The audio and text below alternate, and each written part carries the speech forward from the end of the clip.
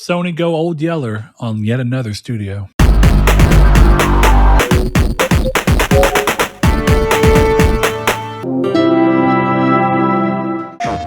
Hello and welcome to Triangle Square, the PlayStation podcast. I'm your host, Brett Beck, and alongside me for one more... Wait. That sounds like you're gone after this, Chris. For yet another...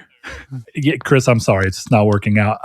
For yet another episode of Triangle Square, the PlayStation podcast, Mr. Chris Figs. Chris, I hope you're doing well today. I'm doing just dandy. How are you? It sounds like I'm doing all right, but it sounds like you're doing good because you thought you were going to be late today. And instead, I look at my phone at 5 o'clock, 6 o'clock your time, and I'm like, well, he's playing marathon, so it has to be going all right for him. Or really bad. Nah. You get double fired. You get fired from your job and the podcast the same day. Same day. Like, what the fuck happened? Thankfully, you don't have to worry about that, Chris. That's not what we're doing today, at least. Nice to hear. If you are new to the show, first and foremost, welcome. Hope you stick around as we talk about a number of things today. Sony putting another one down gently, shooting an old racehorse. There is PlayStation VR 2 having some shakeups on stuff. The PS3 maybe got better. We'll see about that. Starfield, and of course, a variety of other things as we kind of make our way through what is traditionally a conversational podcast that we try to cover some news on at the same time. Chris, as you know, we always start the show off in a time-honored tradition of what we have been playing so that we can give the listeners either a lean toward the direction of something they might want to be playing, something they actually might want to steer away from, or just generally pull something up on their radar that they may not have known about. I don't think we're going to have a lot of that this week, given that most of these are some of the biggest franchises in gaming. But let's start off with what you've been playing in this little 2-week thing, because I'm going to go ahead and spoiler alert for me that I have not had much time to play anything. So I will talk about what I've been playing. It's just not very much. So Chris, do you want to get the marathon that's going to be for like the next few months out of the way? I guess the biggest thing to talk about is Cryo Archive came out.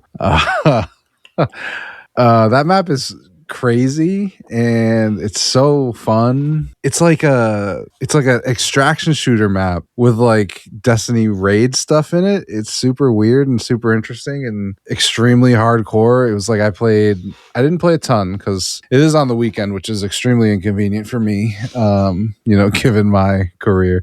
But what I did do was I played a couple rounds with Joe from Trophy Room and some other people that he knew, and we got pretty far. And then kind of in the way that these games go, when we were like, all right, let's go, let's leave. The first time we couldn't find an exfil. So what's really interesting about Cryo Archive is that the way it works is you progress security clearance levels as you kill enemies and do stuff. So by the time we were trying to leave, it doesn't show you all the exfils on the map unless you get a certain security level. And as far as I can tell so far, there is a final extraction marathon. And it's not in like the Arc Raiders where it's like, okay, this is the last extract that will be up and you know it the whole game.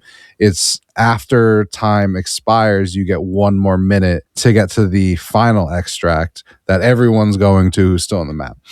But they don't show that in Cryo Archive. So you're doing all this stuff and you're going in. And so what happened to us is we couldn't find that last one. And what's crazy about Cryo Archive is that's where all the good stuff is. So you can find good stuff on the other maps.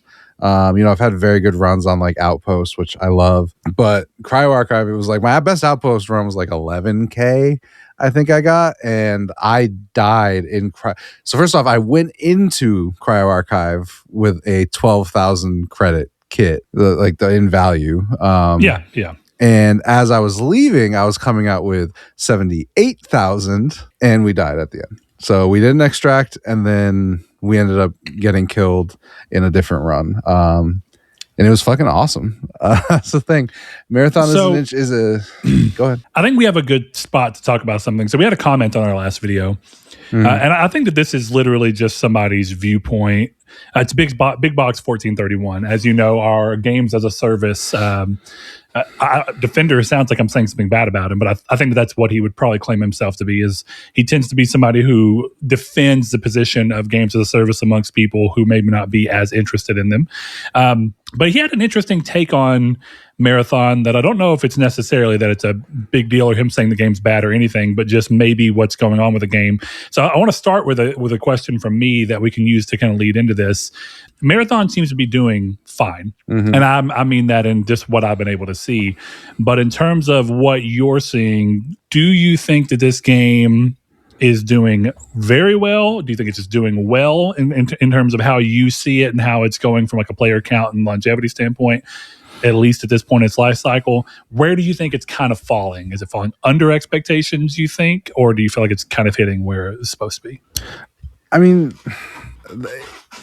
it's a weird question to answer because I think if you're looking at this as Sony spent $3.6 billion on Bungie or whatever it is, which I think if you actually really look into it, it's 2.4 on Bungie, and I think they said 1.2 on retention of employees, which I guess it's technically all the same, but you know, they paid 2.4 for the actual studio. Yeah. Whatever. If you look at it in terms of like, oh, this had to be Fortnite level, or even go lower than that. This had to be Destiny 2 level for Sony and Bungie. Then I think like inevitably it's a failure. But I also, again, like I could be underestimating the naivete of Herman Holst and Pete Parsons and the people at Bungie. And I think you've played enough Marathon where you can probably agree with me on this, where as somebody who plays Marathon, I don't know how they justify this being a game for casual players, which leads me to think that they were not expecting Arc Raiders level, because there's no way playing this game that you're building it for a casual base. It's not possible. That's not what it is. So to me, I look at the fact that I never have incredibly long matchmaking times. I've never not found a game. Every mode and every map that I've loaded into, I've gotten into a game. This isn't a situation where it's like, oh, nobody's on perimeter today, so you can't even get into a match. Right? Yeah. I've gotten into matches on every map I've tried to play. And this isn't like we're searching for 4 minutes. Oh, finally someone's also doing it in fucking Taipei or whatever. I'm always getting into matches immediately. And so again, the question is, it's a hard question to answer, because I think if you are looking at what Marathon is doing as this is how Sony is paying for Bungie, then no, I don't think there's any question that it didn't reach those heights. But if you are at Sony, right? Yeah, and that's the thing. Like, people seem to conveniently forget that Bungie's highest concurrence happened 5 years after Destiny 2 came out, something like that. Yeah, like this, just because games have good starts, like live service games are live for a reason. Like, stuff's gonna happen in Marathon. To me, the more that maps come out, the more that we're gonna start looking at something like Perimeter or Dire Marsh as the starter levels. When the person with 1,000 hours in 2 years is playing on the Marathon ship every map, you're gonna be playing Perimeter. And that's how I feel like it's going to go forth. And I think a big thing right now, right, and this is why I like wipes in this game. Arc has the optional wipe, but this is not optional. And the forced wipe, it's for anyone who doesn't know, I mean, basically you're restarting from scratch every quarter. Correct. Yeah, every quarter. So you're losing faction progress, you're losing all your vault, you're losing all your weapons, all of this stuff. And to me, it's it can be discouraging as a player, though I understand and I'm happy that it's happening. Don't let me get distracted. Remind me I have a point to come back to about this. But in terms of what we're talking about, right, the wipe itself, I'm actually very interested to see what happens after the wipe. Because right now, we are in a place where word of mouth is very good for Marathon. It's actually better than I would have expected. You've got, Kotaku, IGN, all of these websites are saying the game is good. I just read Jeff Gerstmann's review and he gave it a 5 out of 5 rating. And I think all that stuff is going to matter, right? But when people are talking about how competitive Marathon is, I think a concern for new players is, well, I'm already in the middle of the season. Everyone's going to be overlooted. So to me, I'm going to be interested to see what happens to player numbers after the next reset. Because the next reset is a fresh slate for everybody. You come in on the same level as me. There's obviously but to be clear, there's different stuff to that. I have more game knowledge than you'll have. Yes, and unless you excuse the pun, unless you marathon the game for the next 2 weeks, you will never have as much game knowledge as I have. So yes, that will be a factor in people coming in and wipes, and like I know where I can snipe you across the map. I know where the good loot is on this map, but we're still right now on an equal playing field. So I think the wipe is going to be pretty big to see really where player numbers end up. Well, but yeah, I think that's kind of a both ways thing, because I completely get what you mean, Rise. It's a way for, like you said, everybody to kind of start with a similar progression thing. You don't have somebody, you don't have the thing of, well, I'm coming in and I don't even have a stash or whatever you want to call it, a vault. I think it's actually what it's called. I don't have a vault full of great guns that I can do mission after mission after, or run after run after run with. I'm always going to have to be starting for whatever is available to me as a free tier. But on the flip side, I'm actually curious to see how many people genuinely bought into that idea initially and are really going to be into it, and how much it being forced, could it have the alternate effect? Could it be that some people are really into it, but the moment all their stuff goes away, they kind of go, my drive to play this has gone away? And I don't have a inclination towards one or the other. I don't know. The thing with the wipes, and why I thought it would be annoying until Cryo Archive came out, because the biggest thing that Marathon does that Arc Raiders doesn't is that stuff is different sizes, right? Everything in Arc was one inventory spot. Where like right now I have like 4 or 5 purple weapons, and that's half my inventory, right? So you're really not, the biggest thing you're losing is the faction rep, and that I don't know how I'm going to feel, but at the same time, the capstone upgrades for that are really powerful. So either way, my thing with that is like the vault space is really limited compared to Arc Raiders, something like Arc Raiders. I don't know how Tarkov plays, so it's my 1-to-1. Sure. But going into something like Cryo Archive as a higher level player, like I went from a full stash to mine being almost half empty. So like that's what I like about the way that Marathon is structured. I'm not a top tier player, right? I'm not like a competitive streamer in the game. So a lot of my runs end in death, which means like I lose a lot of stuff. And that's what's nice is like in Arc, you could always take a free kit. Like, yeah, you might have to sell a few things or do some crafting, whatever. But it was not that hard to get a free kit. There have been multiple times in Marathon where I'm like, I guess I'm taking kind of a cracked kit because I don't have space, and it's not really worth selling stuff in Marathon either. It's not like you need a fount of money, like you do in something like Arc. So yeah, it's the wipe itself I'm not super worried about. Anyway, segue back to the question we were being asked. Well, I think it's less of a question and kind of a comment that I'm curious to hear your thing on, because I think in reading it, I'm not even sure. I don't think he's painting it as necessarily a bad thing, but just maybe why it won't hit, why it may be unlikely to hit. And I think you and I have had that conversation even whenever I was playing Marathon, is that I think the game is good. I understand its purpose, but much like you said, I don't know how this game can scale to a casual audience that could ever hope to be as big as a Helldivers 2, or maybe it could get as big as a Helldivers 2. I don't know. But an Arc, something like that. Point being, Big Box says, I think it's possible, just a theory, that the industry is evolving past creator-dominant design, which is what he's calling games where the developer creates a specific experience and forces the player to engage with it on the developer's terms, i.e. Uncharted, Gran Turismo, Metal Gear Solid, and they're taking a step back to create more sandbox player-centric design, i.e. Breath of the Wild, Forza Horizon, Valheim. We're going from an era where Hideo Kojima, Neil Druckmann, Shigeru Miyamoto were the stars to an era where the player is the star. Example, quote, look what I made in Minecraft. I think Extraction embodies the new era perfectly. You don't have to fight. You can choose where to go, what objectives you want, choose your loadout, etc. Marathon gives you 6 classes with different abilities, but 95% of the experience is hitting your headshots with superior reflexes. Marathon doesn't seem interested in player creativity or player choice like I believe the extraction genre requires. It feels like a twitchy arcade shooter, not a sandbox where I'm the star. He said, I think the genre is fascinating. I think that in reading that, I think I agree with a lot of it in the general sense of, again, if we're comparing the games that we have as touchstones for what they are, I think for a long time, you and I, our only touchstone for the actual extraction genre shooter was Ark. Now you have Marathon under your belt to be able to compare the two of them. But as you said earlier, I can't speak with any kind of authority as to what you should expect from Tarkov because I've not played it.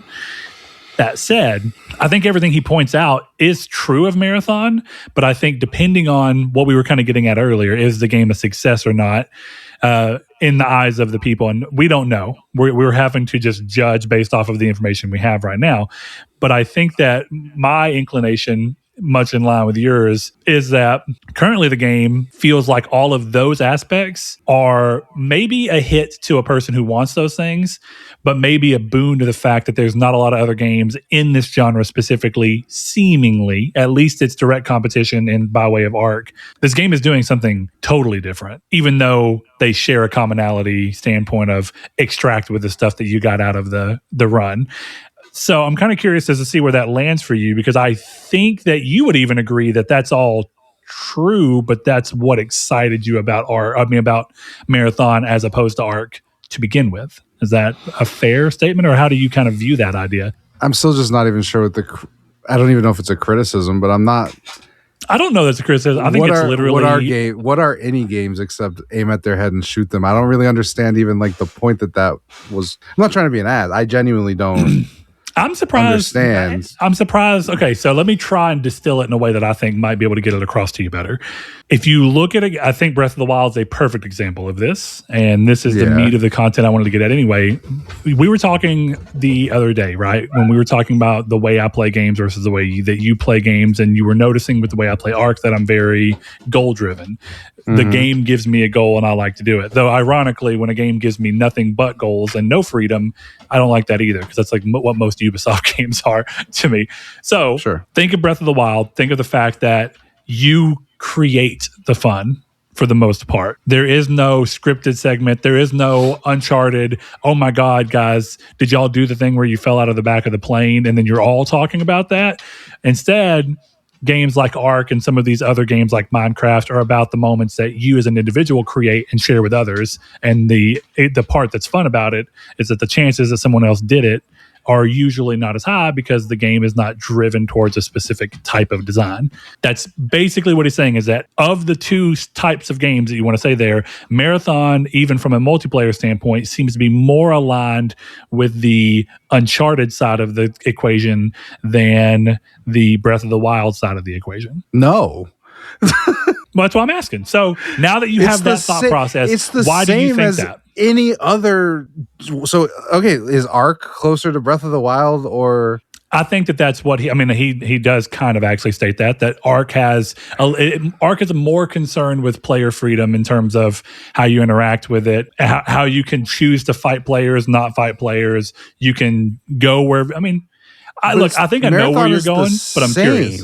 It's the same game. It's the same game. Okay, but nobody.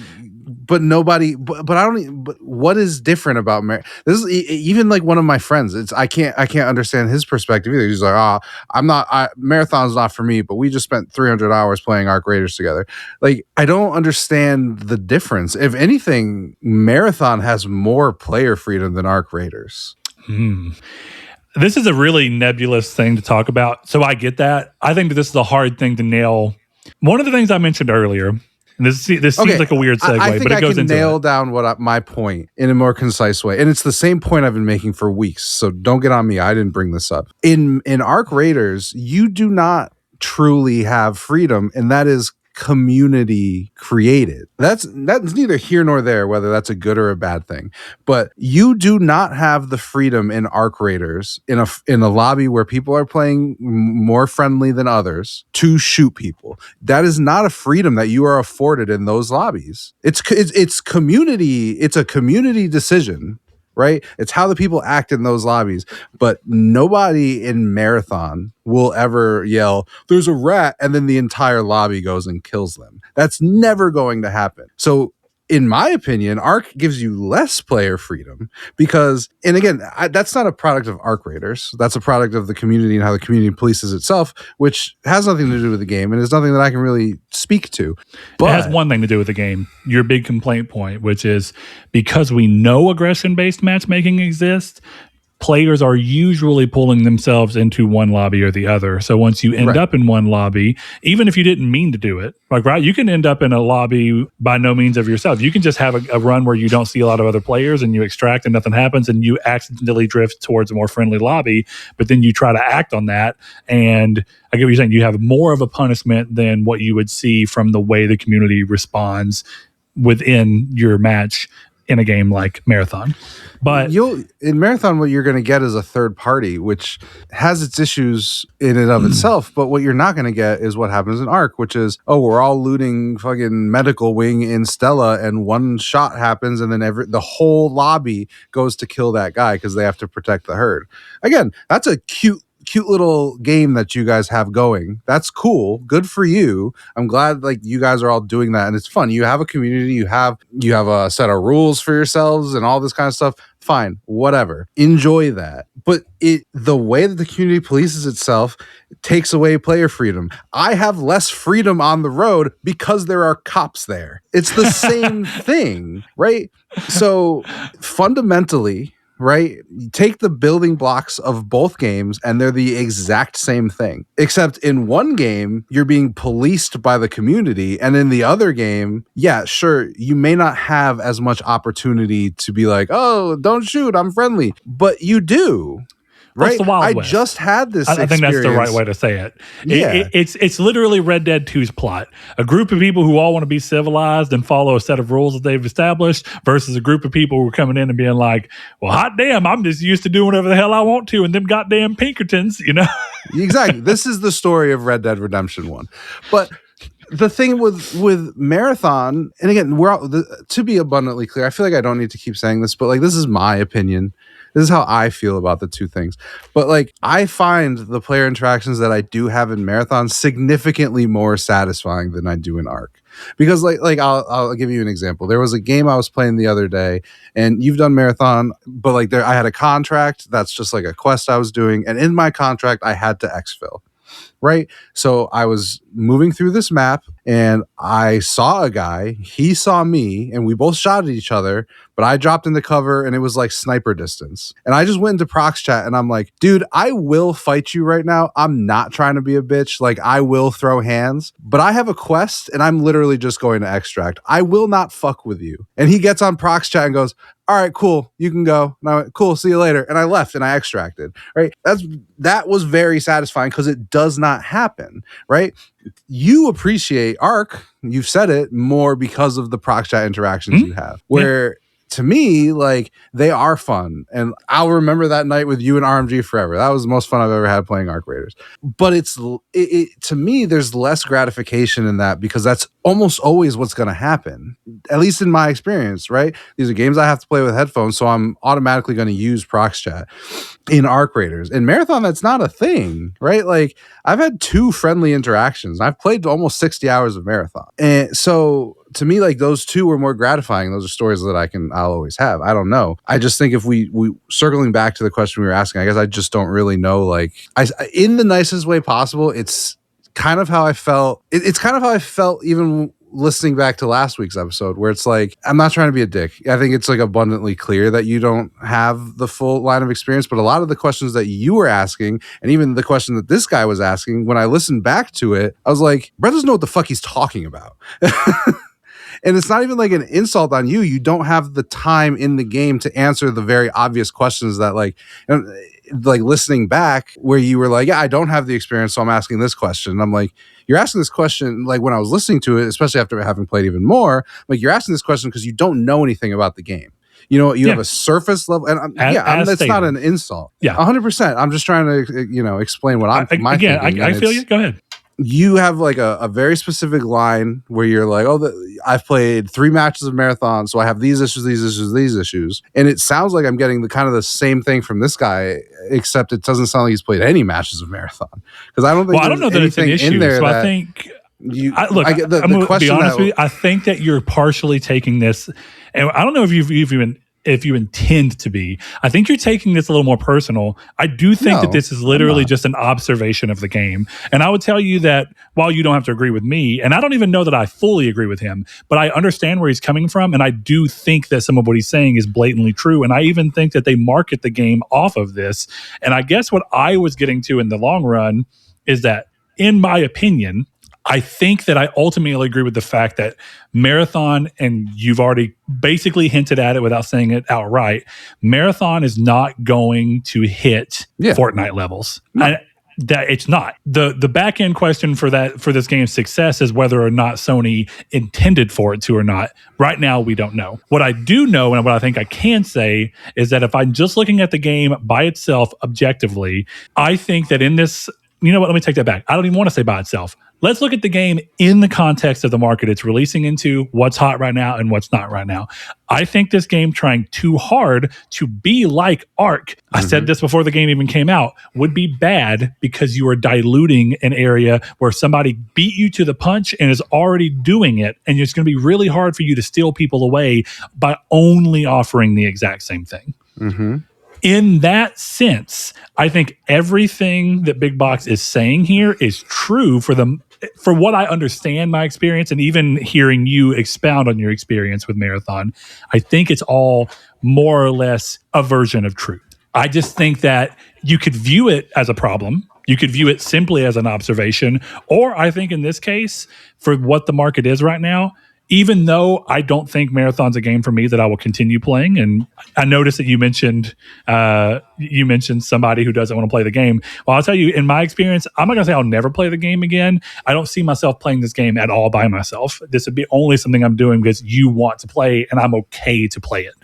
That said, I think for what Marathon's going for right now, in the market right now, it is better and a boon for it right now to be this way as opposed to what Arc Raiders is doing. Whether you view that to be player freedom or not, I think that there's clearly a difference between the two. And mind you, I'm not playing Arc Raiders anymore. I'm done with the whole fad because that's how I play games. Instance of I'm into this. I have had my fill of this. I'm out of this. And that actually might be part of what's going on for Marathon, is that to some degree, the gameplay loop is similar but different in very specific ways. But the gameplay loop of hopping in, getting a bunch of expensive things, and leaving is just something I've done enough anyway.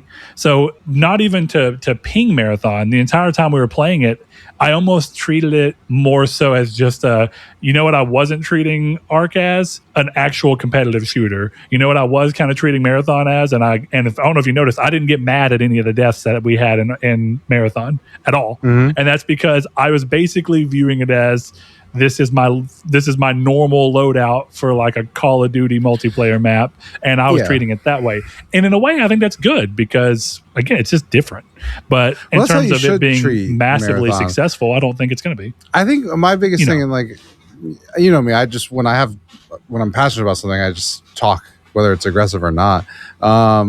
It's not my biggest hang up is like when you could say Ark is one thing and Marathon is not. And to me, take it for what you will. I've played them both. I feel like they're both like the same game in a fundamental sense. So I'm not entirely sure where the sense of like one game has a different structure than the other one is when they're the same thing, but the wrapping paper is different. Ark is an Animal Crossing game. Marathon is Doom. And I think that's okay. right? Like See, both that's of what I don't those two understand. things How can be can you fine. think that those are?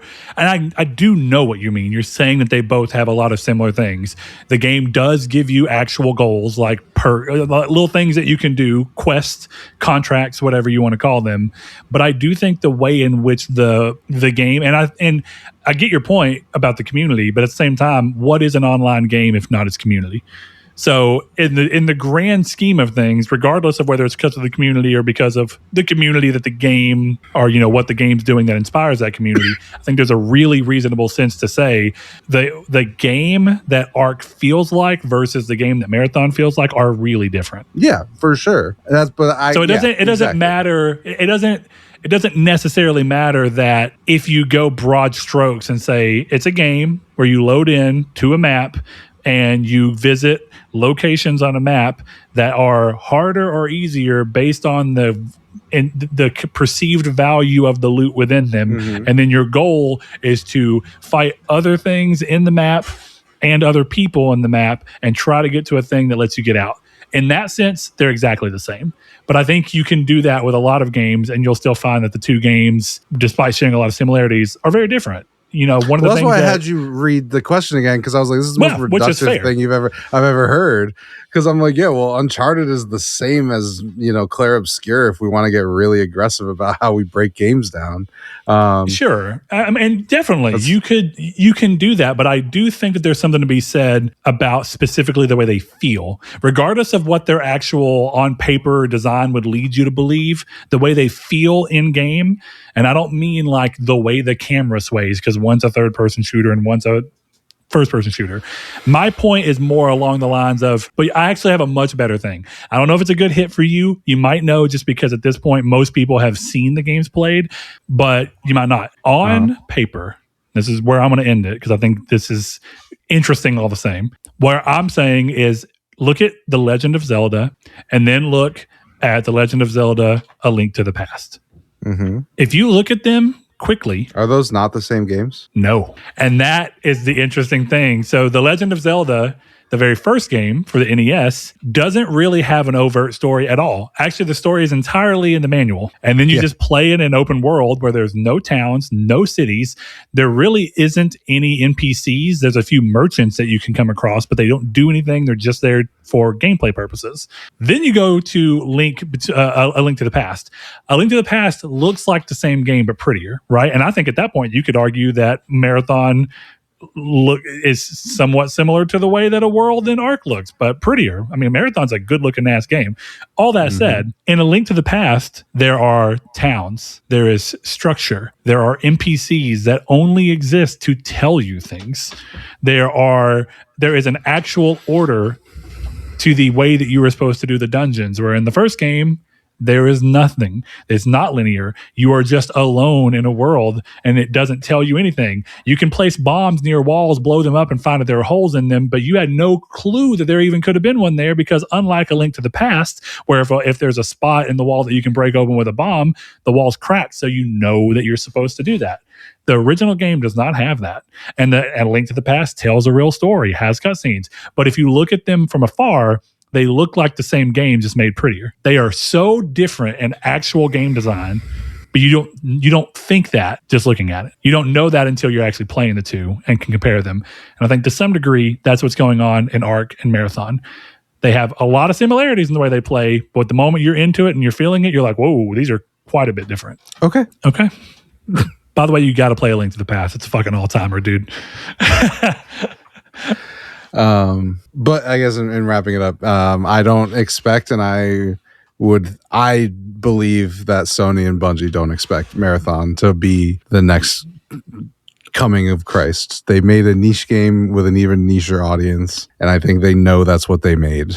So, all right, let's move over to something that I'm going to imagine you have less to say about, but you can prove me wrong. I see you got Dragon Quest VII on here. Yeah, I only want to talk about this game because I need you to understand that this is the ugliest fucking game in the world. Yeah. It's disgusting. Is this the DS one?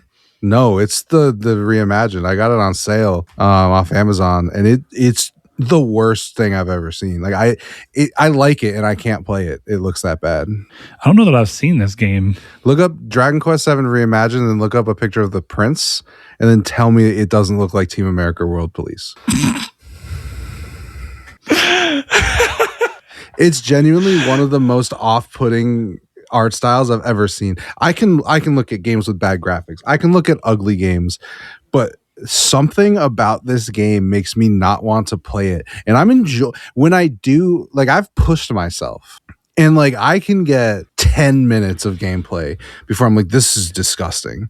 I've never had a visceral reaction like this to an art style before, and I genuinely hate the game for it. It does look very puppety. It's horrendous. Now the joke of the prince is actually funny because it literally looks like the dude from Team America, but even the other characters do look like puppets. Like, it's interesting because like the cloth here looks great, but it looks like a puppet wearing miniature cloth. I don't know how to describe that better than that. Graphically, it looks nice. The music is nice. Like, the overworld is really cool. The story's whatever. It's an old school JRPG. I'm sure I fight God at the end. But the art style is so bad, I don't think I can finish the game. Man, I've never felt that way. But it was like moment one of visceral reaction. What the fuck is this? Like, that's how I felt. So that's all I have to say about it. Everything else is nice. So if you can get past the art style, I think you should play it. So far, I can't get past the art style. It is one of those moments where the choice of art style is a big swing, and if it doesn't land for you, I can see that. I haven't seen it in motion, but seeing it in stills, it's a pretty bold choice of options here. So I'm going to quickly move over to a game I don't have a ton to say about, but one of the things I mentioned to you that I wanted to do was to start playing Resident Evil 8, and my intention is to play it in VR. I started Resident Evil 8 in VR, and I got to the city or the town, village, I guess, if we're going to call it what it is. Yeah. I got to the village, and I got to a part where you are supposed to survive, literally, and there's an onslaught of shit attacking you. So for anybody who's played the game recently, you probably know what part I'm talking about. The first thing I want to note is I spent an awful long time in just fucking around in the VR tutorial because it's a very good VR game. It feels great. It's clever little things that make you feel more immersed in the world. To pull your flashlight out, you literally take your controller, grip where your coat would be, and pull it open like you're opening a trench coat, and then you pull the flashlight out, and that is fucking sick. The flashlight allows you to hold it like a normal, like straightforward flashlight, but then you can hit a button and you'll backhand it so that you're holding it where like it's awesome. You can do the same thing with the knife. The knife is always on your wrist. You can pull it out and you can hold it like a normal, like you're just going to swipe it at someone, or you can back palm it so that you're like hard swinging into someone. And it feels so good. And I just really enjoyed fucking around with all the various guns and kind of getting a feel for the way that it attached. Like, when you're shooting a pistol, it feels great, but that's a single arm weapon. So messing around with like the sniper rifle and the shotgun and seeing how those felt was really nice. So I'd already been playing for about an hour by the time that I even started the game, realistically. And so I played about an hour to get to the village because I was just soaking it all in. As I was walking through, I was exploring extra on purpose, really looking at all the things because the game looks incredible in VR as well. It's very detailed. But in terms of gameplay, the game is much like Resident Evil 4 VR for the Oculus that they did, where it was just the exact game, but ported over. The game is a lot harder in VR because when you reload, you have to do it. So like you have to be on your shit. You have to drop the mag, pull a new mag out of your belt, put it in, and then pull back the whatever it is. If it's a shotgun, you've literally got to take individual bullet at a time and go 1, 2, 3, 4, and then pump it, which is again incredible from an immersion standpoint. The game, when you're normally playing it, is instantaneous reloading basically, and the shots are much more forgiving because you're not actually aiming, you're using an analog stick. That's thing number one. If I'm going to keep playing this in VR, I didn't realize how different it was. I played Resident Evil 7 in VR, right? But Resident Evil 7 VR was played with a DualShock. You didn't do it with hand controls. So it was just like playing any other game.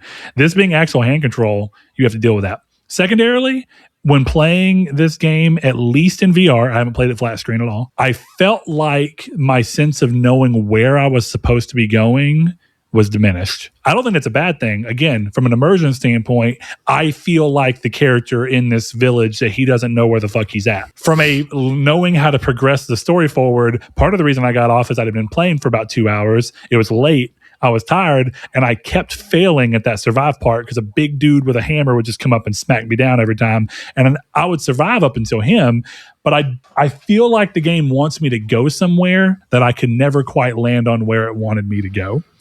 None of these are inherently bad things. It does mean that playing it in VR is much more challenging. And since then, I've not even had a chance to play any games. My PlayStation 5 has not been turned on since that. And that was like the day after, or maybe 2 days after we recorded last, Chris. I've not touched my PlayStation 5 since. All that to say, I think the game's great, but I think to continue playing it in VR just to actually get through the game, I think I'm actually going to drop the difficulty. A very uncommon thing for me to do, but I want to see if this is more of a test bed. I want to see if dropping the difficulty allows me a little bit more room to work through this section. And if it does, then I'm going to go ahead and play the game this way just to experience it. Then I may play it flat screen to compare like I did with Resident Evil 7 and play it on normal difficulty. I don't know yet, but if it doesn't, and I still find myself having the same problem of situational awareness or knowing where I need to go, then I'm not going to change the difficulty because clearly it's something else. And I must just be, you ever play a game and sometimes you're like, I know that once I figure out what I'm supposed to be doing, I'm going to feel like an idiot. Yeah. That's what I think is happening here. All right. But I'd be interested to hear your thoughts. Like I said, there's a part that I'd like you to experience in VR, but I also don't know if you'll get through it. So we'll see. I'll say even in what I have played, the game feels a lot more action focused already. Yeah, you're not where you're not even close to the part I'm thinking of. So I know. And ironically, I think the thing you're talking about is when the game's actually trying to lean into its horror a bit. I just thought it was really interesting that in this one, Resident Evil 7 is so slow and plotting in a good way for VR. This game's like almost immediately like shit's going down, you know. And there's some funny stuff like holding your baby in VR is actually fucking hilarious. Do you have to like hold the kid up? You rock the kid. It's so good. I love it. What if you throw the kid? Like, do they prevent stuff? It doesn't allow you to do that, but that would be hilarious. Yeah. Did you play soccer in the house? No, I didn't. I don't know how you'd go about kicking though in VR. You just walk forward. It's not like actually. Oh, you just literally hit the ball? Yeah. Interesting. One of the things I did notice is that with the game being in VR, where you have all this depth that you're not normally used to having, I went to the bathroom. That was another thing. I spent like 20 minutes in the house because I was just like, whoa. But I went into the bathroom and I looked at the shower and I was like, look, baby, that's what our shower is going to look like. I was just cracking jokes because we're in the middle of remodeling my bathroom. Anyway, I looked, the faucet and the shower thing and like the handles and even the shower pan are not connected to the back wall. There's a gap that I don't think you'd ever see if you were playing the game in flat screen mode. But since I can control where I'm at and I can lean forward, I was like, these dudes cut corners for this house that you see for what, if you're playing flat screen, a house that you probably see for 7 minutes of the game. But here I am 20 minutes in being like, the plumber who did this would never pass inspection. This is bullshit. Very Resident Evil coded, not passing inspections. Yeah, so I'm very excited to play more, but both physically not being at my house and therefore unable to do VR, and then other things precluding me from just traveling and being tired. It is a good example of a reminder of I love VR, but it is a privileged way to play games. I don't really know how to say it in a better way than that. You have to live a life in where you can afford to come home and immediately strap into something that requires quite a bit of physical commitment. Yeah, and you're just I think you can play the game seated, but why would you? At that point, there's no reason. At that point, grab a controller like a man. Basically, at that point, that's like going to a restaurant just to order fucking takeout and then going home and eating it cold and soggy. Why'd you even bother? Yeah. Dude, I've had people order takeout and then try and sit at a table. I'm like, no. Go eat that shit at home, dog. No. You could commit. If you said takeout, you can go eat it outside and I won't say shit, but that's on you. Exactly. Get a lawn chair. We got tables If you want to do it, go eat it in your car. I won't judge. I get wanting to eat it as quickly as you can so that it's fresh and not, it depends on the type of food. But the people who like DoorDash burgers and fries, I'm like, ugh. Dude, I started directing my host staff when they take online orders, when people order fries, to be like, fries do not hold. Are you sure you want fries? We offer salads. We offer potato chips that will hold because I've gotten so many complaints. My fries are cold and soggy. No shit. You live 20 minutes away. Your Uber driver's stoned, and we cooked it 10 minutes before he picked it up. That's what happens with to-go. What are you doing? Dude, that's why maybe my hot take. I get in trouble. Yeah, but maybe my hot take, every time that someone does that, I may have even said this on the show before because it's like a strongly held opinion of mine. If you are ordering takeout from a restaurant, you are fucking up. You would be better off just going to the store, getting the shit and cooking it yourself. Because first of all, it takes a long ass time and it never makes it home in the environment you're trying to eat it in a good way. No. But it's even worse if you leave your house to go get it. But it's also equally bad to pay someone more money to bring it to you and you're still eating an inferior version than if you just got off your ass, went into the restaurant, sat down, let someone wait on you and take care of you and then eat the fresh food when it comes out. You know, maybe I don't have complaints for restaurants because I don't eat shit to go ever. Maybe, yeah. And people will be like, this restaurant sucks. I'm like, how? I've literally never had a bad time. But you know what else I'm not doing? Waiting 30 minutes for a fucking cheeseburger from way back. There's no way it's going to be good. You have to be willing to accept what it is, right? Like when I order, DoorDash or whatever it is, if I do that, I'm like, yeah, I don't expect hot, fresh fries. Like, I'm going to get these McDonald's fries. I'm probably going to eat like 5 of them because they're disgusting now. Yep. And then I'm going to just eat the burger that is lukewarm. But part of being in the restaurant industry, I was joking with my staff. I'm like, hot food is too hot for me. I'm used to eating cold food. So like I get a fresh burger off the grill and I'm like, this shit hurts to eat. Like I'm not used to this at all. That's fair. But when I say like, by the time that it gets plated and out to you and, put under the heat lamp as they do, actually, dude, sometimes it's fine right off the grill and then they shove it under a heat lamp that it's so hot by the time you get in. You're like, ow. Yeah. Like, dude, when they come and bring you a plate and they're like, plate's hot. And I'm like, I wonder why that is. The plate's not hot because you put hot food on it. It's because you shoved it under a lamp. That was always my favorite party trick when I was younger. I was like, guys, I can tell you exactly what got done first in the kitchen. And I'll just touch all the plates and be like, you. Your salad's been done for 35 minutes because they were waiting for his steak. Your chicken's dry. God damn it, boy. We've gotten way off topic here. So, Chris, bring it back around and let's have... Oh, yeah. But actually, before we have the Pokemon talk, which we're going to have, I noticed, and it's in your list, I noticed whenever I was going to send you the invite to hop on here for the podcast, said Chris broke down. Oh, yeah. He got MLB 26, as we all knew would happen. Yeah, it wasn't even like a real question. I have mixed feelings on MLB 26. Uh-oh. Because it is still MLB The Show, which means fundamentally it is still fantastic. This might be the worst version of MLB The Show that I've played, though. Damn. Like it very well might be. It's sluggish. That's the most egregious part of it, is that it's incredibly sluggish to navigate the menus. And it's really disappointing. Where there was one time where I was trying to like check some stuff and like it has these things where like it'll show you like, oh, your build and your team and their PXP levels and all this kind of stuff. And it'll show you all that on one screen. But that screen has a load time. So I've learned to navigate the menus to avoid that part of the menu, because if I go to that part of the menu, I'm going to be stuck there waiting. Ugh. What a privileged position to be in. We're so used to things being instant this generation that having to wait 10 seconds for a menu to load is like, get your leprosy off of me. I would be less upset about the wait time if it didn't lock up the menu during the wait. Yeah, sure. That's the thing, because like I can't just like, I have to navigate around it in opposite ways because I can't just pass it to get to the next thing. Right. So that just makes it take even longer, where it's like, yeah, of course it's a first world problem, but it is very much like I've been in that screen for a minute and that's too long. Like first world tragedy. I say that knowing that I've bitched about similar things. So bitch away. I'm with you, buddy. It's just like, I don't understand why it's the way it is. I don't understand why I've had multiple co-op games with my buddy freeze. Oh. And it's to the point where And the thing with MLB is it's not like a freeze and crash and the game ends. It freezes and whichever team quits first loses.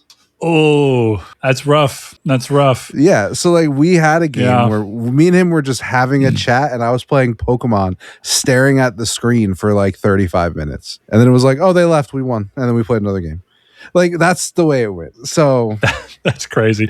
Hey, Chris, you know it's going to be funny? I know exactly why it's running like shit now. oh You yeah, ready? why? Because it stopped being a goddamn exclusive. What happened to this country? I mean, sorry, what happened to this platform? You know, back when MLB was only on PlayStation, it didn't do this shit. But yeah, we didn't let those green people in. Okay. And now they're taking all the good cards.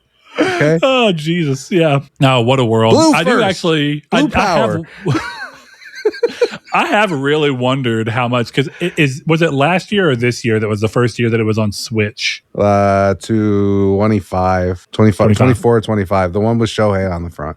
So it's actually been a little bit longer. I was kind of curious, like, what does bringing more platforms onto it do to a development that was very tight? Because this game's always made. Sure, it's actually kind of like Call of Duty, where there's always a team working on the back end, but arguably you're getting a new release every year. So Even having longer. to do that 2 more times. 22. Jesus. Okay, so since it went multi-platform, it immediately is Switch. Mm-hmm. Interesting. Yeah. You know, this also, I almost wonder if this is really an actual issue that was due to something that someone did, or if it was just kind of a fuck up because they were trying. This is something I say about sports games, knowing that I've enjoyed FIFA a lot too. But I used to really feel the times when FIFA didn't actually have a great update. And so the way that they would try to hide that is to make the game look really different from a UI perspective. So, or like change something around to make it feel different so that you're not just like, this is just more of MLB 25 in a negative sense. They'll be like, yeah, but look, we changed the UI. So even though we didn't add any major features or tweak anything, look at that menu. That's different, isn't it? Well, and that's the funny part is like, as someone who plays these games, I don't want to say competitively because I'm not that great, but I play them online pretty regularly. At this point, stop iterating on the game. Just stop because you keep fucking it up. So just go back to like 20, whatever you were doing in MLB 20-ish, go back to that and just fix the fucking rosters. That's it. I will pay $70 for a roster update. I don't care. That's not what I'm not here. And that's the thing. Like, I genuinely I don't understand what people are looking for out of a new version of baseball. What do you want?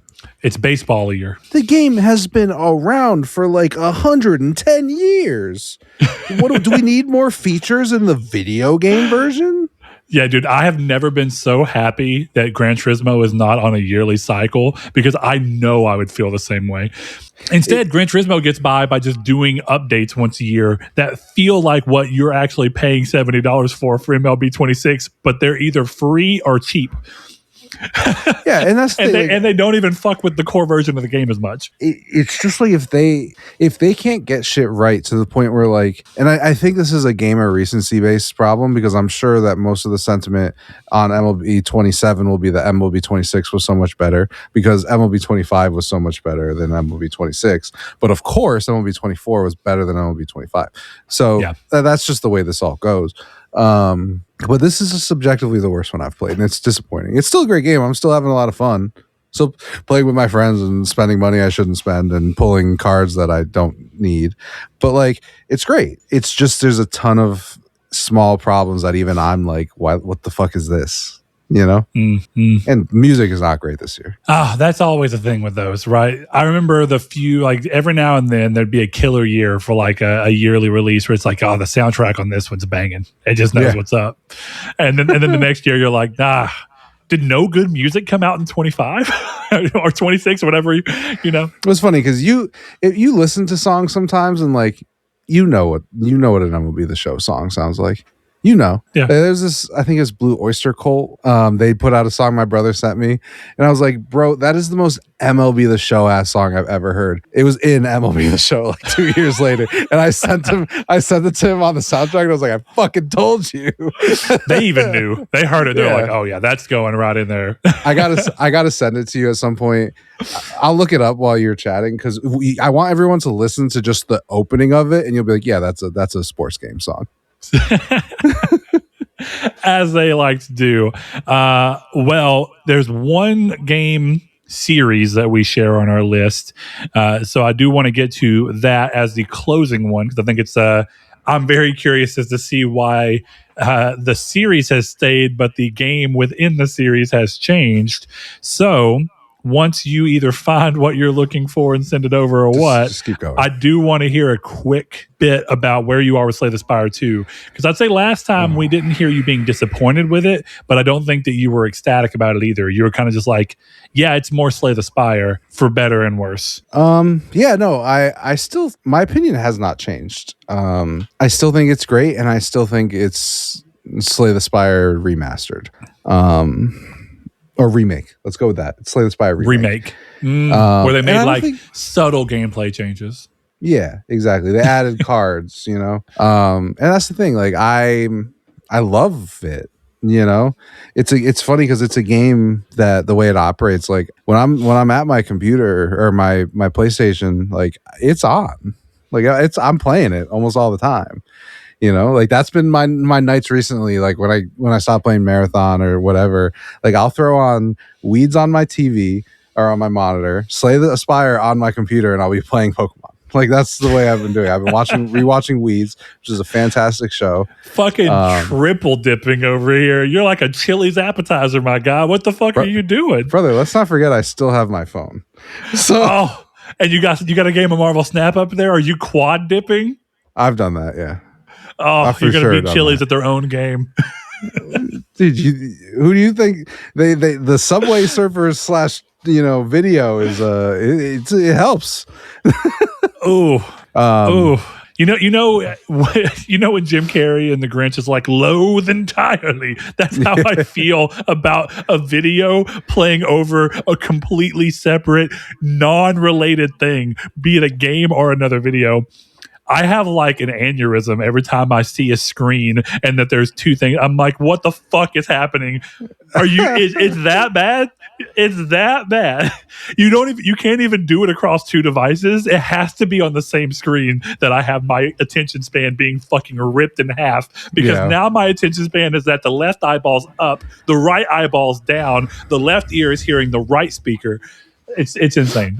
I'm glad that you seem to enjoy it though, Chris. Oh, it's just well, that's the thing. It's not like playing them all at the same time. It's just like I'll finish a Pokemon battle, I'll do a run of Slay the Spire. You know what it is? It's nuts. It's batshit crazy, and I shouldn't be doing it, but it works out for me. First of all, the song is called The Blue Stone. It's by the Blue Stones, called "Be My Fire." Brett, I just sent it to you. It's a sports game song.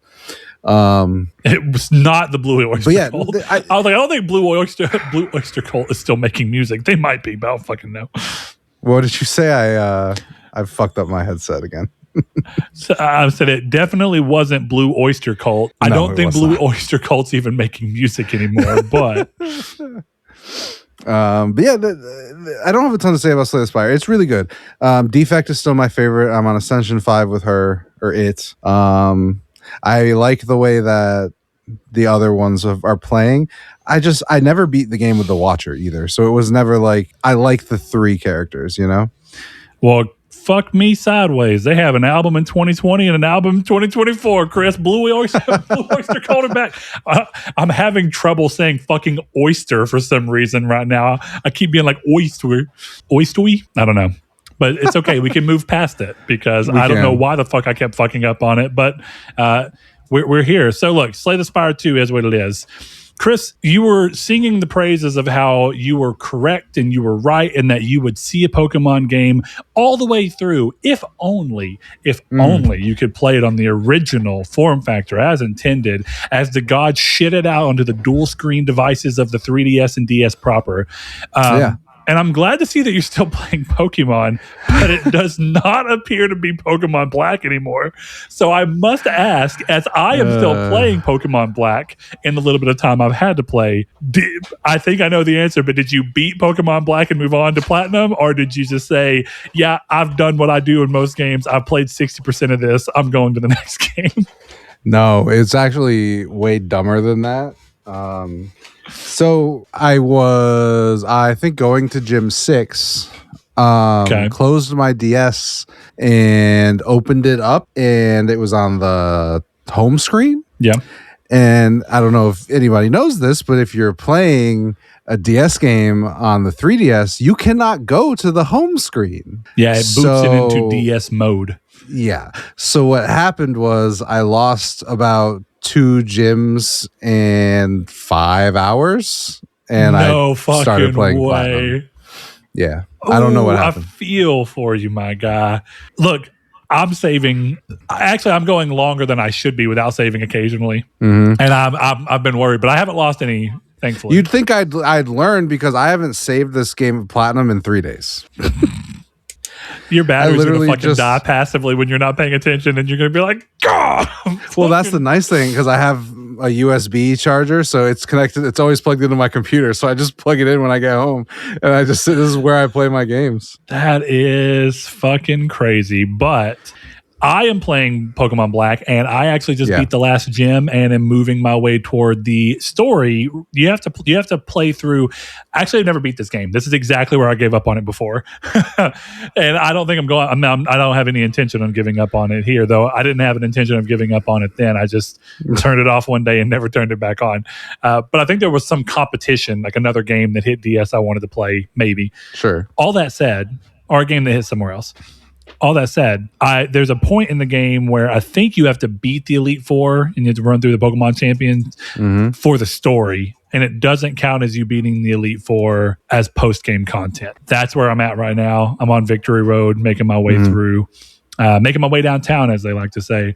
So I'm fairly positive I'm going to beat this. And this has been all I've been playing because it's the easy. I was able to play it on the plane when we were flying. And the little bit of time I had to play games in the hotel room, I was playing this in the time that I had. So over the 2 weeks, I have slowly made my way through the end of this game. I'm at 48 hours or something like that, which is not bad. Not bad time. No. And I'm doing a lot of grinding. My team is constantly slightly above where they're supposed to be, and they're always even. And I've been rotating Pokemon in and out as I see fit. I still got my boy Zebstrika, but he is the last that I'm going to change because Zekrom is the legendary for Pokemon White, which is what I'm playing. Yeah.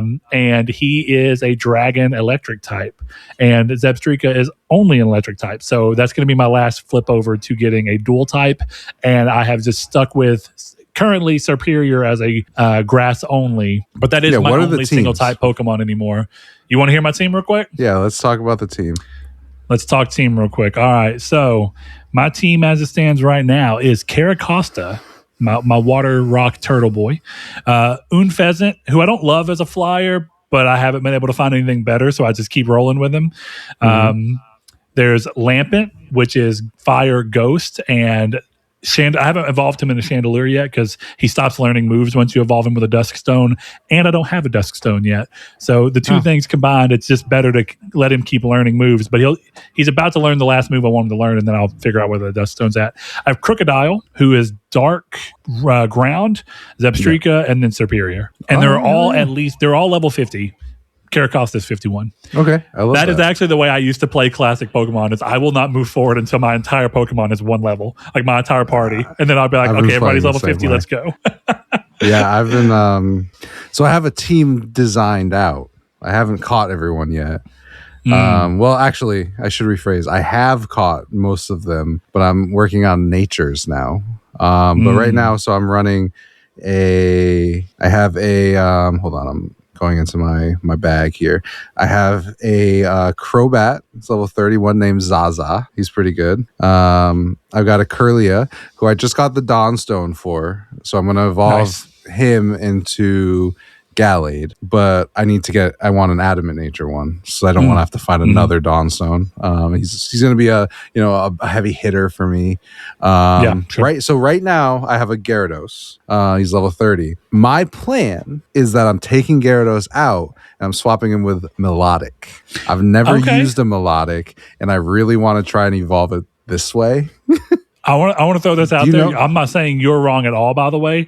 I've always called that Pokemon Milotic, and I don't even know how it's supposed to be pronounced. So it was just interesting hearing it that way. But I do know what Pokemon you're talking about. Anyway, what were you going to ask? But yeah, I've never done it. Do you know how you evolve Feebas in Pokemon Platinum? I don't. You have to get its beauty up over Oh, 120. I did know that. Yeah, it's so Pokemon. There actually, whether or not they actually end up usually being great Pokemon or not is sometimes across the board. It's hard to say. But there's a Pokemon that is a squid, and I can't remember its actual name right now. In Pokemon Ultra Sun and Ultra Moon, Squiddens. And the way that you have to evolve it is to, whenever it hits whatever level it's supposed to evolve at, you have to basically every time it levels, you've got to hold your DS upside down. What? Are you joking? Yes. No. So one of my buddies, because I told him I got it, I got that Pokemon, and he was like, "Oh, if you want to evolve it, does that thing that you're having have gyroscope?" I was like, "Oh yeah, it does." And he goes, "Good, because it's required to evolve." Inkay, I think, is the name of the Pokemon. Yeah. So you have to turn it over at the right level or it doesn't evolve? Yeah. So after the battle, you have to have it upside down for it to evolve. That's psychotic. That is psychotic, but interesting. So I'll give you a little preview, right? Oh, so I also have a Torterra. I took Turtwig. I have a Torterra. Mm-hmm. Same as Roman. Quick, before you get into that, why did you choose to play Platinum instead of another one? I figure that's a pretty quick answer. Is it just you never played all the way through it, or what? I have the cart. Oh, easy answer. Continue. I could have played Soul Silver because I was actually in the middle of that one. I'll be honest. Okay, the reason I picked Platinum was because I was going to Nuzlocke it, and then I wasn't looking at my DS when I was training my Bidoof, and it fainted, and I stopped Nuzlocking immediately, and I'm just playing the game. Fair enough. Anyway, so the goal team, right? We're going Torterra, we're going Melodic, we're going Magnezone, Houndoom, Gallade, Crobat. Dude, Crobat's my boy. Crobat He's usually disgusting. in my team. Dude, he is so fast and he is nasty. He can destroy. But one of the interesting things that I actually really appreciate about Pokemon Black and White, as far as I know, the only other game that might, but I don't even think it's true then, I think this is the only Pokemon game where you are forced. There are no Pokemon that you can catch until end game that are not part of the Unova region. You cannot, prior to beating the Elite Four, or at least finishing the badges, whichever one of the two it is. I have to figure that out. You cannot catch a Pokemon that is not a Gen 5 Pokemon. So the game forces your entire team to be a Gen 5 specific team. And that is a little frustrating, but also it has actually forced me to engage in this game in a way that is different than I would have. If I would have had the option, I would have fallen into my old things where I always end up with a Raichu to Volt Tackle. I always end up with a Crobat. I always end up with a Gengar. And I really like that I pushed myself to find a team that I really like. You wouldn't have been able to use a Gengar, though. Yeah, you can trade. How? Really? Yeah, you can trade yourself. First of all, you can cheat. You can just tell the game that you traded and it'll act like it did it. But one of the things I actually saw people doing for because right now Fire Red and Leaf Green are the hotness because they re-released on Switch. I saw a video of one dude using the top screen emulating Fire Red and the bottom screen emulating Leaf Green and just trading himself. That's fucking funny. Brilliant. But you can do that on all of them. It just opens a separate window. So you have to use two different emulators, but it's not a big deal. I think one of the reasons that I'm in Platinum, and I don't know how possible this is, but I am capable of it. What I want to do is beat the Elite Four in every game up until Switch with my Platinum team. Ooh, okay. I think that would be really cool. So I can beat Platinum. I can easily bring it over to White and White 2. I'm pretty sure I can pretty easily get it over to X and Y and Ultra Moon because I have a hacked 3DS. So I have Pokebank and I have Poke Transporter. So I think I can do it, and then I can bring those into the Switch version if I do ever get them. But yeah, so I don't know, part of my team building motivation, why I planned out my team meticulously down to the natures that I want, is because I didn't want to use a typical team, because my team right now would be Staraptor, it would be the Gyarados, I'd be going for a Garchomp, I would probably be looking for a Riolu. I think that's in this one. No, is that in this one? I don't remember what gen Riolu's from. Lucario. I think so. Yeah, Lucario. I'm sure it's Gen 4. Yeah. I would have used Infernape instead of Torterra. That was the first one where I'm it's either Empoleon or Infernape. Yeah. And I was like, fuck that. I'm going Torterra. My God. I will say, I do have to also put this out there. This is the only game I'm playing as a male because I made my rival's name was Brett, so it's me versus you in the whole game. I'm like, well, we get damn, to run around. I'm not ready to immediately hop into another Pokemon game, but now I feel like I've got a tit for tat this. Yeah. It's not, see, like the platinum rival, not an insult. You know, that's if you true. were like, that's true. If it was crystal, or whatever, like red or whatever. Oh yeah. No, in Soul Silver, that guy's name is Jeffrey Epstein in my game. So Silver, yeah, say Silver's an asshole, but I love it, him. Dude. I miss the days of it being a real rival. They had, dude. It has to be, but I now don't want it to be my friends. Actually, you know what? I'll give it. I think Black and White actually does the most with it being your friend. They're actually trying to do story arcs for each of these people where you see each one evolve and change. That is normally not the case. In 3, May doesn't do shit. No. She's just there for you to be like, I'm your friend. Let's battle.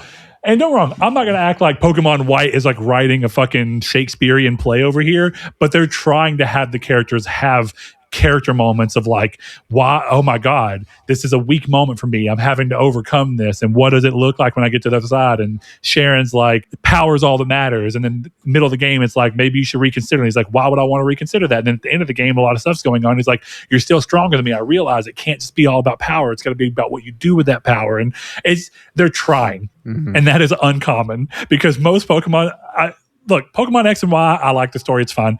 Pokemon Oros is just Gen 3 story over again. I think Black and White might legitimately have the best Pokemon story because it's trying. It's trying to have a theme. It's trying to actually say something about the relationship between human and animals realistically and how we utilize them.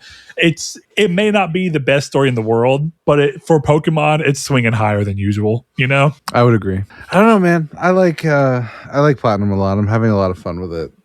That's awesome. I want to play Platinum. Good. I don't know when, but that's the next game I wanted to play in the series. I'm sorry, I'm not sending it to you. So, well, it's a good thing that I already have it installed on this, and that there's no cartridge slot on this anyway. See, look at this. See how cool that is? It's actually, dude. The platinum case is gorgeous. Of Pokemon Platinum. Yeah, dude. I've got the manual in here. Ooh, this is one of the thick complete M-box. You can hear that. Ooh.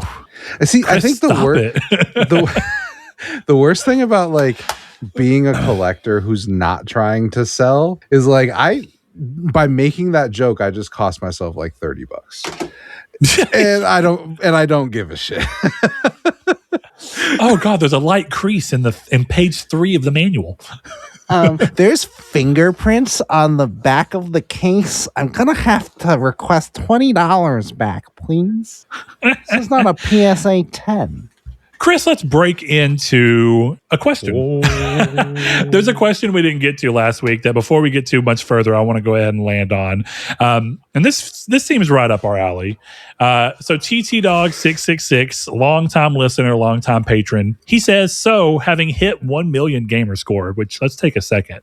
I'm going to give a golf clap. My God, dude, that's hold on. That's a big fucking number. You're right. Congrats. Speech. High marks. That's incredible. He says, I've gone back and looked at the games on my account and would happily delete 1,500 to 2,000 points off my total if it meant I could delete certain games off my account. From truly awful slop games that are practically unplayable, games that looked great but turned out to be incredibly disappointing, or stuff you started on hype alone only to discover it was all smoke and mirrors. What games would you like to delete from your account as if you'd never played them? On the Xbox side, I'd happily not play Dead Rising, Fear, or Resonance of Fate. And on PlayStation wise, I'd kiss goodbye to Uncharted 4, Red Dead 2, and Biomutant. Whoa. I'm just moving past all that noise. First of all, I feel like what you're telling me is that some of these games, like, look, don't get me wrong. I'm a big proponent too. If you don't like something, say fuck it and move on and talk your shit if you want to. There's some incredible games on this list. Hold on. I'm going to give him the benefit of the doubt here because he worded his question very specifically. I did too. But if you look at the rest of it, hold on, as if you'd never played them. Yeah. So maybe he just wants to forget that he played Red Dead 2 and play him again. Part of why I like this question so much is I feel like that's usually the framing for this question. I really like that he was like, for that dog shit that you don't want on your list, what would you get rid of? Fuck Uncharted 4, bro. Sam's a Crazy. terrible brother, and they had to slam that shit into a game and try to make you care about somebody that you don't give a shit about. Yes, I know Uncharted 4 has plenty of problems. It's also fucking incredible. So it's a mixed bag. It's hard to say. All that said, I get why Biomutant's on here. I'm a Biomutant stan. I like Biomutant. So Yeah, you have the platinum in that, don't you? I have the platinum for PS4 and PS5. Okay. and they were not auto pops. So, with that in mind, Chris, I cannot believe Fear is such an incredible game. Even though I'm gonna be real with you, Fear 2 is an even better game.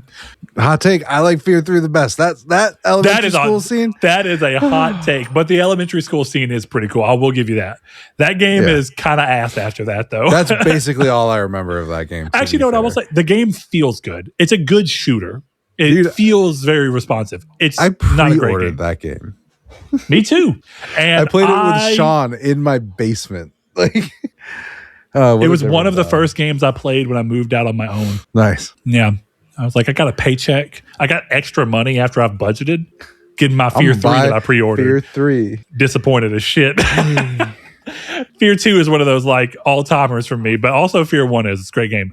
All that said, Chris, I know that this is going to take a little bit of looking, and I think that what I like about the heart of this question is like the immediate answer I have is a game I can never remember the name of, but I told you about it. It's the one that I was disappointed in because I didn't mean to get the platinum.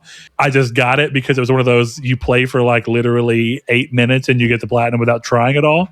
I think it was called Road Bustle. Isn't that what we determined? Yes, I remember. That game is dog shit, and I didn't even need it to win the year that I did. I was over Christmas, so I regret that game severely because it's not good. There are some games on there that I don't think are like amazing games, but like, what was that game that we played, Chris? It was like Neon Soul or something like that. That was like a kind of it was a rattle-like Neon Soul. Paradox Soul. Paradox Soul. That game, that game's fine. It was good. I enjoyed playing it. Yeah. I wouldn't delete it from my list because I enjoyed getting the platinum. It was a good time. It took work. It wasn't a simple, easy platinum. It just wasn't also a 10 out of 10 game or even a 7 out of 10. It was a very realistic 5 to 6 out of 10 that is just okay. And I didn't hate playing it and it didn't take up too much time. But do you have some other games that you have on your list that just kind of make you go, mm-mm? Honestly, no. That's pretty good. You feel like you've got a fairly curated list? No. It's just for me, like I like to be able to like go through my list and see everything that I've touched, you know? That's fair. Yeah. Like I wish like it would be really easy for me to say like I wish a bunch of these like 1% games weren't there. Yeah. But I think that for me is more of like a cleanup thing, you know, like I don't like the look of that. But I also accept that I'm a guy who buys games I buy games knowing I'm not going to play them, and I'm certainly not going to beat them. So like I don't know. To me, like I like having a record of all of this stuff. I like that. Like I go back to God of War, 2018 for whatever reason that possessed me to do it. But I like that it says platinum in 7 years, 10 months. Yeah, I like that my Fallout 3 took me 10 years, which is a great way. We're gonna go ahead and loop another question in here because you're just right here for the win. The Boorish Boar, our newest patron, who you can join by going to patreon.com/Nartech and giving as little as $1 per month. He says, adjacent to that, which platinum trophy of yours took the longest to achieve, either in terms of in-game hours spent or just total time elapsed from first trophy earned to the platinum? He says for him, the answer is the same for both. The Witcher 3 spent a little over 400 hours playing through twice and getting all the DLC trophies before getting the platinum. Total time elapsed was around 8 years, 2015 to 2023.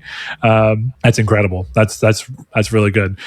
Chris, you just got a long run from 2018. That was an 8-year platinum, which is pretty good. 7 years, whatever. 8 years. I think I've mentioned that my longest one was the Infamous 2 because of the bug that I hit.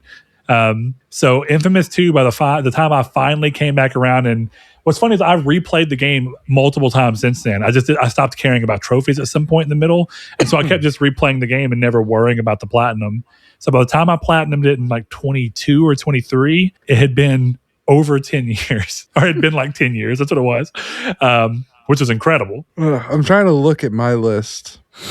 Look, I'll tell you that there's some games on here. Like I'm looking through my list right now and I'm like, there are games that I see on here and I kind of go, I remember that game not really being all that good. Like there was a game called Hunted, the Demon's Forge that I thought looked like it was going to be incredible. And then I remember getting it and I thought it was awful. So I just quit playing it. I have one trophy out of 51.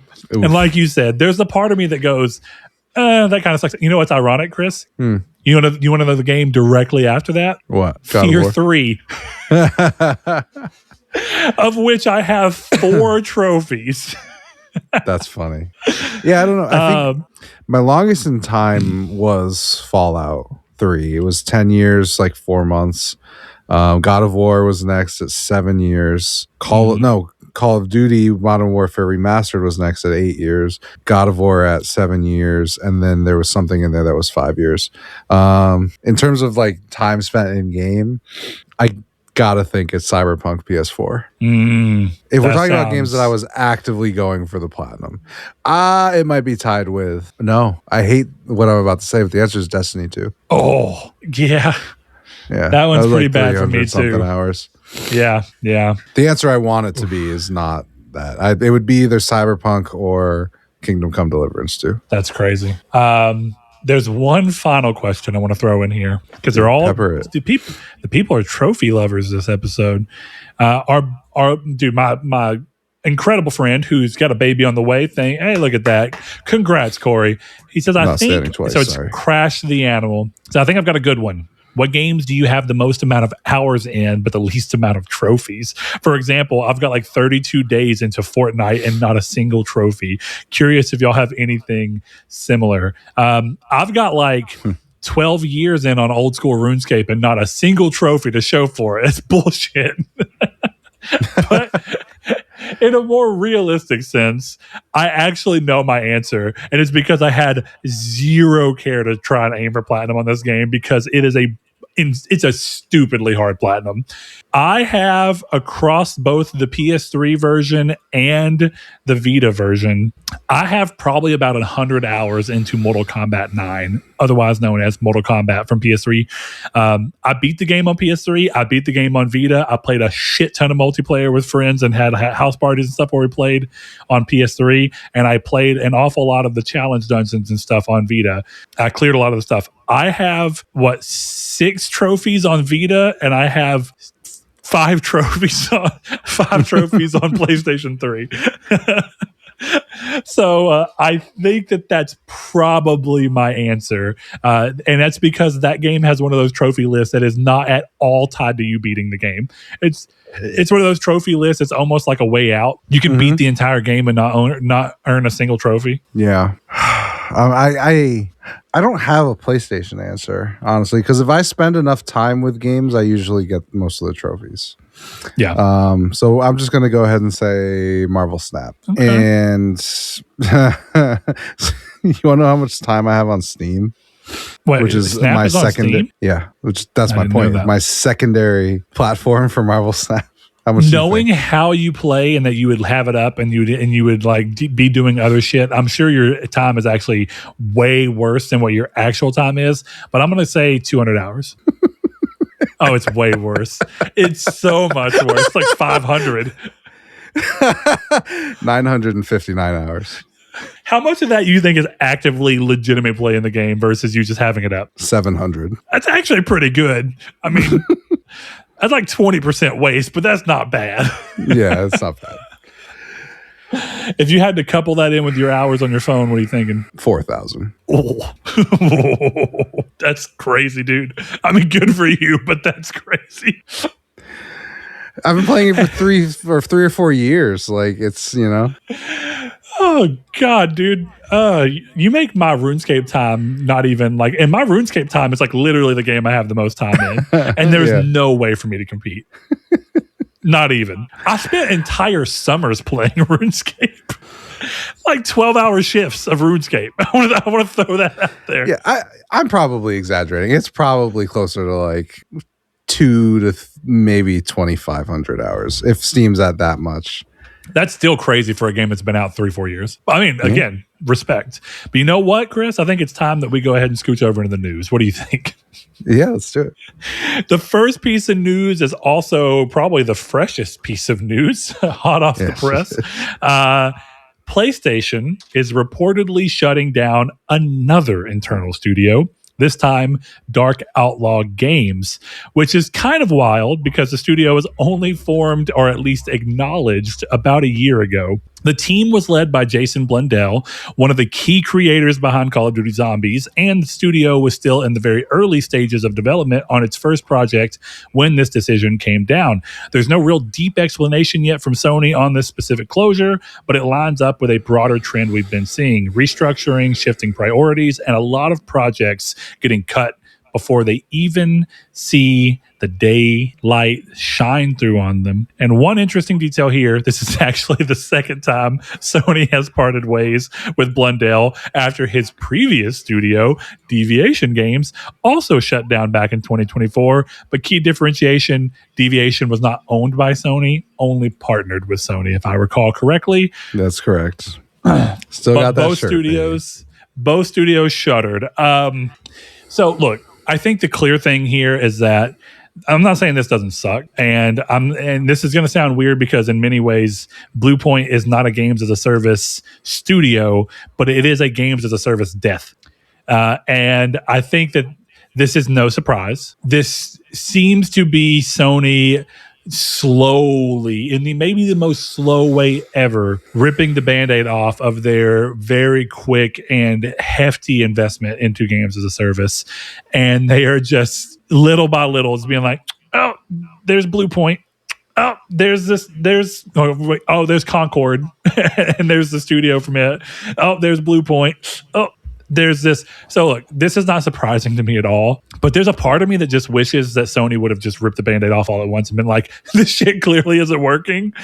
So we're just going to go ahead and shut down all of these studios and cancel all of these games. And we're going to do what they clearly seem to have been doing since then, which is partnering with studios instead of buying them immediately and being like, we're going to work with you to publish the game so we have less overall investment, and we'll see if we can be behind a game that ends up getting somewhere, like they're doing with that 4-loop game.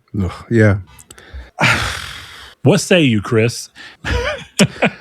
I think there's like multiple ways to look at this. I feel like that's obvious, but I think the first way is kind of something I tweeted, and I kind of feel pretty good about this take, is just, if you wanted, this is what was going to happen if people got what they wanted and Sony went back to doing single player stuff as their first party stuff, right? If you wanted Sony to stop investing in live service, like, I don't want to hear you crying about Dark Outlaw Games.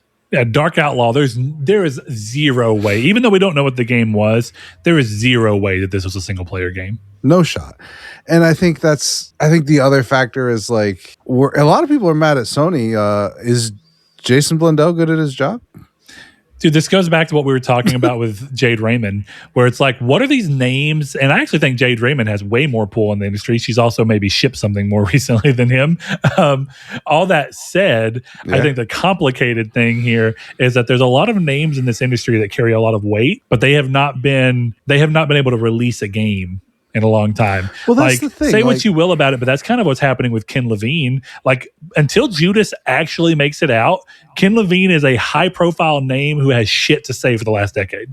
Yeah, but that's, I think, the difference, and kind of what I was about to say, actually, right? Ken Levine doesn't have to put out games. I don't think Jade Raymond does. She does. She's made one good game. I'm not gonna. I'm not disagreeing, Chris. I don't. I was about to say. First of all, I don't. I'm pretty sure she made it big off of Assassin's Creed 2, and then went on to do Watch Dogs. You're right, too. Yeah, and Watch Dogs, that's it. I think 2 is a worse game than 1, and I didn't even like Assassin's Creed 1. Okay, I know. Hey, I didn't say it was a bad game. Stop. I said a worse game. That's even worse of a take. I would rather you tell me you think the game is bad than you think 1 is better. But I didn't think Watch Dogs was great either. So I mean, still wrong. Jade Raymond has zero pull for me. I don't care. I just, like, even when this was announced, I was like, who cares about the guy who came up with the idea for COD Zombies? It's not a hard pitch. shoot But it was zombies. a phenomenon for a while. But I'm not saying I was it's not surprised fun. when they gave him as much, like him being in Deviation and then being like, yeah, we'll partner, fine. Letting him start a new internal studio, that was kind of wild. Well, that's why it has to be. This guy has to be the problem. With all due respect, like nothing since Call of Duty that I know of, right? And then you two of your studios get closed by Sony, so they gave you 2 chances. I don't know. I feel like there's a lot of times we're doing stuff like I don't know. I don't mean to be disrespectful. Whatever. I don't know these people. Like Jason Blundell is not like rest in peace Vince Zampella. Oh yeah. You know, like who is the like. I get it. You're the guy who came up with Call of Duty Zombies. That's cool. You know, but what is that? How does that translate into, oh, now you're one of the auteurs at Sony? That's how they built him up, was this is a Jason Blundell Studios, Dark Outlaw Games. Like, I don't know. I don't see why, like, I think this the to me idea reads- was for him to be that for people who care about live service. I don't mean that he'd legitimately be like the Hideo Kojima of live service. I don't mean that at all. No, I think you're want to right. throw that out there. But I think that's what they were aiming for, is they were hoping that someone would be like, bro, Jason Blundell, he did what? He did zombies? I fucking love zombies. This is going to be good. And I think this is exactly what we saw Sony doing. Over committing and really over connecting with people over these ideas of how to push forward in live service. And again, I don't think it was a bad idea to start a live service initiative. I think it was a bad idea to push into it as hard as they did, as quick as they did. And I think we're clearly seeing that my inclination to think that this was a wild choice. And I don't even mean that I'm not special. You know how many people were like, this seems like a weird choice for Sony to do at this level of investment. This has clearly not worked out for them. And I don't think that's a surprise for anyone. I even think the Bungie of it all, as we said, I think what Sony thought was going to be happening buying Bungie, it can't be that they thought that Bungie was going to end up where they ended up at the kind of the worst of their situation. I'm hoping we're seeing them kind of have their second wind and come back and Marathon kicks ass and finds the level of what they want it to be. But really the bigger Bungie team behind the scenes is doing big stuff that's going to come out and really blow everyone's balls off, or whatever you want to say. But point being, I don't, any singular decision I could understand. This being a cherry on top of a string of other weirdly chaotic decisions within Sony towards live service initiative is just weird. I don't get the second chance. I don't even know. I'm not saying, maybe this dude's like just a really good salesperson. Like he was able to convince them that Deviation wasn't his problem, because there were other people. Sure. I'm not. You're not the one who I think is misleading people. This is weird. I hate it like everyone does. I don't like to see a bunch of people lose their job. Also, anybody who signed up with this dude thinking that their job was going to be like rock solid stable, considering what the game was going to be, I hope that you've understood for quite a while that you were probably on a chopping block if things didn't go right. I'm wondering if chopping block would be a weird way to say it, because I don't remember who the guy's name was, but I guess he works at Dark Outlaw, or worked, rest in peace.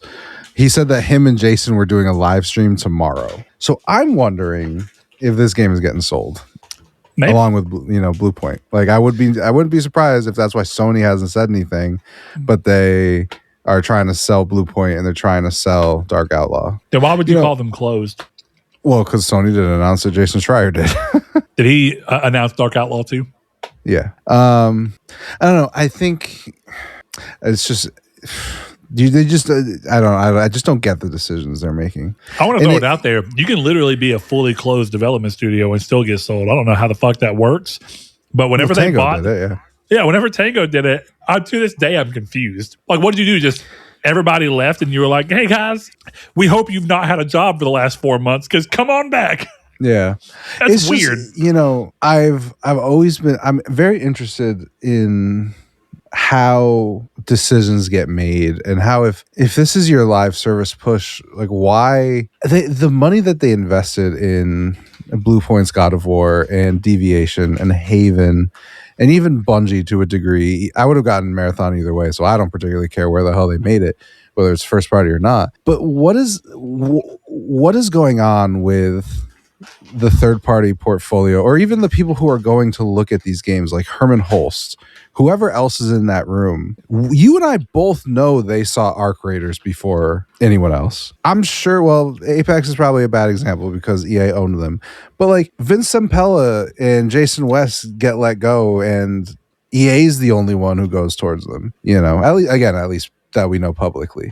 And it's just like you see these small things and you're like, who is making the choices? And who is making the decision to go, Concord is going to be our fucking Star Wars, and we're going to crush everything with it. And it's like, who you were shown that, and that's what you made the decision on. But like something like, the finals, right? Not that the finals is the world beater, but you get into that door with Embark and maybe you got Arc. Like, I don't understand how you choose Dark Outlaw, Haven, Bluepoint, and Four Loop when there's other things that you could have at the very least tried for. Right? I think it's because you're behind the 8-ball. That's it's literally all it is you're behind the curve. Yeah.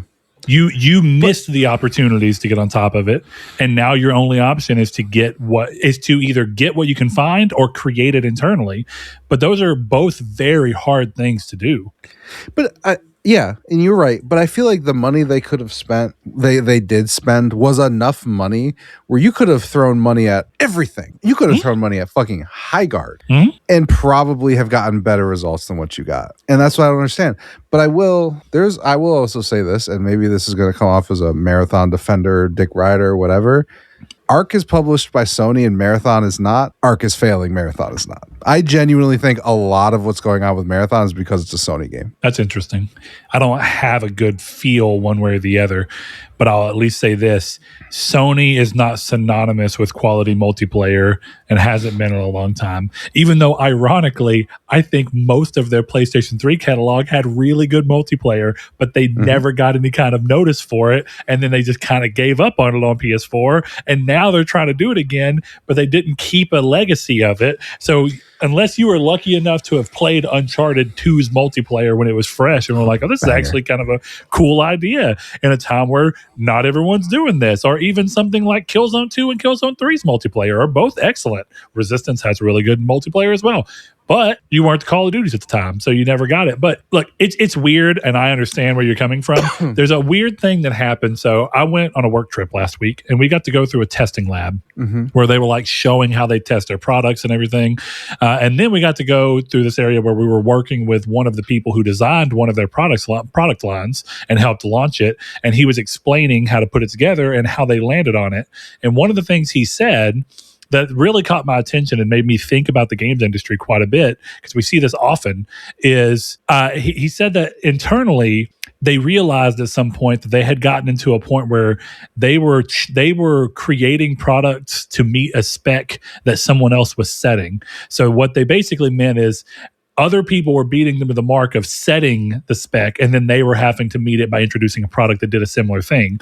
They said what we realized is that we need to do a lot more about setting the spec ourselves and coming out with a product and doing something that is new, and that we force it's so good and popular that we force our opponents, our competitors, to have to create a thing and be on the back end. Like, they're behind the curve at that point, not us. And I was like, yeah, you start thinking that through the games industry, that's exactly what's happening with Sony here. They are trying to do the live service thing because they got behind. They didn't have an option. But look further back. This has always been a thing. I mean, Nintendo got behind. And then what did Nintendo have to do? But Nintendo had to pivot because they tried with the GameCube and the Nintendo 64 to brute force power, but they were behind the curve. It didn't matter what they did there. So what did they have to do? They had to set the spec. They had to go, fuck y'all, we're doing a dual screen handheld. And then they go, fuck y'all, we're doing motion controls. And whether or not you want to look at those things as gimmicky, what you can say is they were the only ones doing them at that time, to the degree and to the level of commitment that they were. And what did you see with Xbox? When Xbox started trying, I say this with love, this is just the way that it is. When Xbox started trying to do what PlayStation was doing by buying a bunch of studios and having great first party, or at least attempting to have great first party, what happened? They spent way too much money to try and catch up too quick, and then they couldn't get the return on investment they needed because they were coupling it with Game Pass.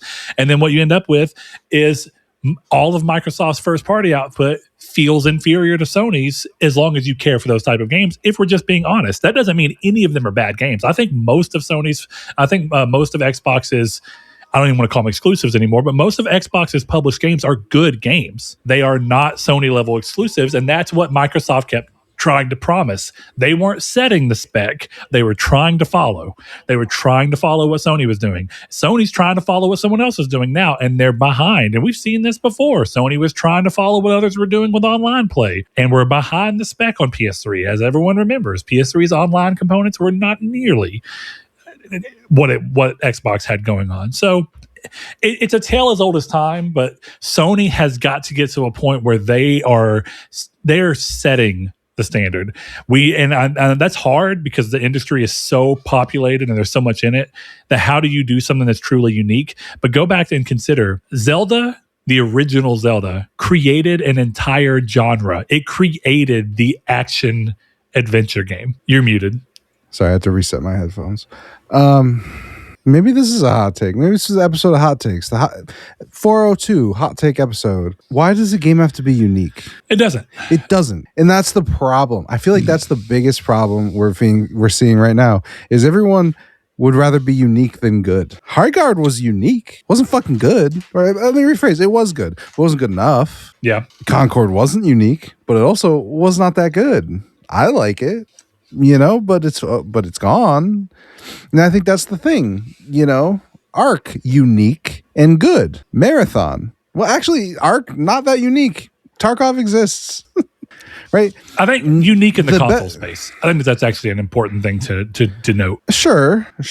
I don't know. I don't think it's as important to be unique as it is good. And I think like people focus on the uniqueness of things when, good Lord, man, we're podcasting. Sorry. I'm just fucking with you. I needed my candy. I don't know. I can see that.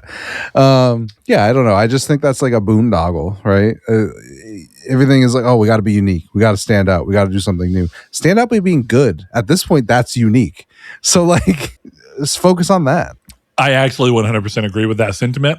But I agree with that final sentiment. There's a lot of benefit in being unique, though. But you can't just be unique. You have to be unique and good. That can't be the focus. If you're, I would rather someone came out and went, we made Fortnite, but we made it better. Mm-hmm. I don't. Well, and I know you can't advertise a game like that, but I don't want to hear we took the battle royale in this new unique genre. We have 5 playable characters who all do something different, and we have our own set of guns. You have the energy weapon that uses a heat sink instead of ammo. Isn't that cool? But be careful to manage your shots so that it doesn't overheat, right? Like everyone who's trying to be unique is just doing the same shit, but dumber because they're trying to be unique.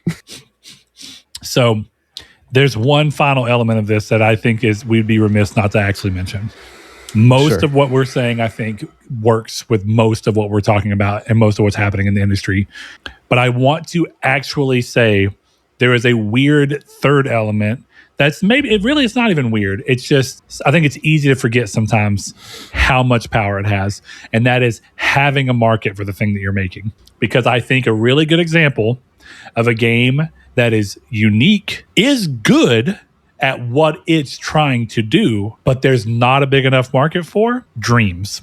I think Dreams is a really unique, well-made game, and it does what it does really well. 95% of people don't care. And then you make that worse by limiting it to one platform and trying to corral all those people into hopefully just being PlayStation players, and it just can't work. So you can Dreams' be good problem was... and you can be good and you can be unique. If there's nobody who wants that blend of good and unique, it still doesn't matter. Yeah. I don't know. Dreams' biggest problem was being exclusive because I agree. In what world Dreams should have just been a free public engine like Unity. Yeah. That's what it should have been.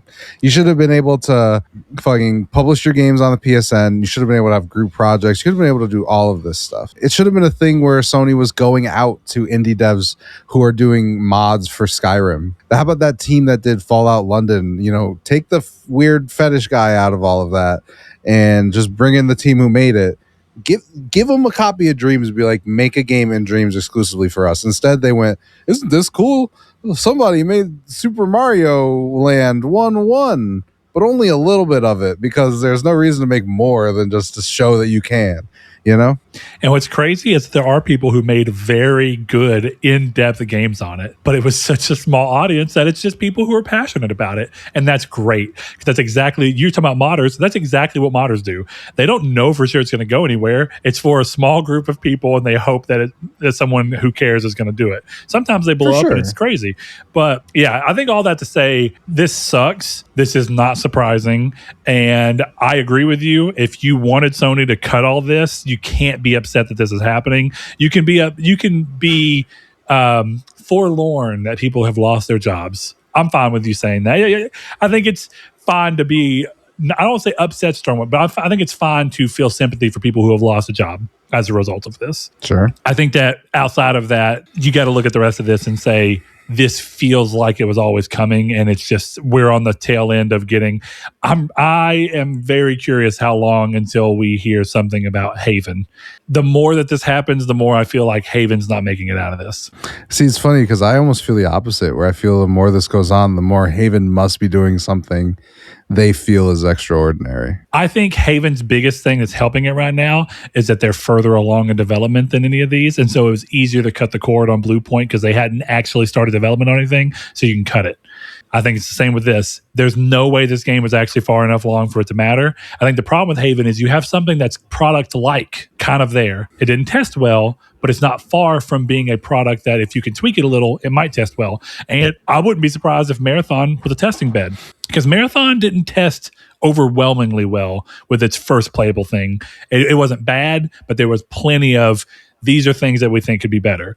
But I think you would agree, because you played that very first one, if I recall, that the game has come significantly since then, and everything has landed. So I think what they were saying is, if Marathon can have that type of response on its initial playtest and then still turn around, even if Haven didn't have great remarks for Fair Games, maybe it's still far enough along that these little tweaks can get us to a product that we can put out. I think we all know that Sony actually benefits from closing the studio, shutting it down, and doing a tax write-off.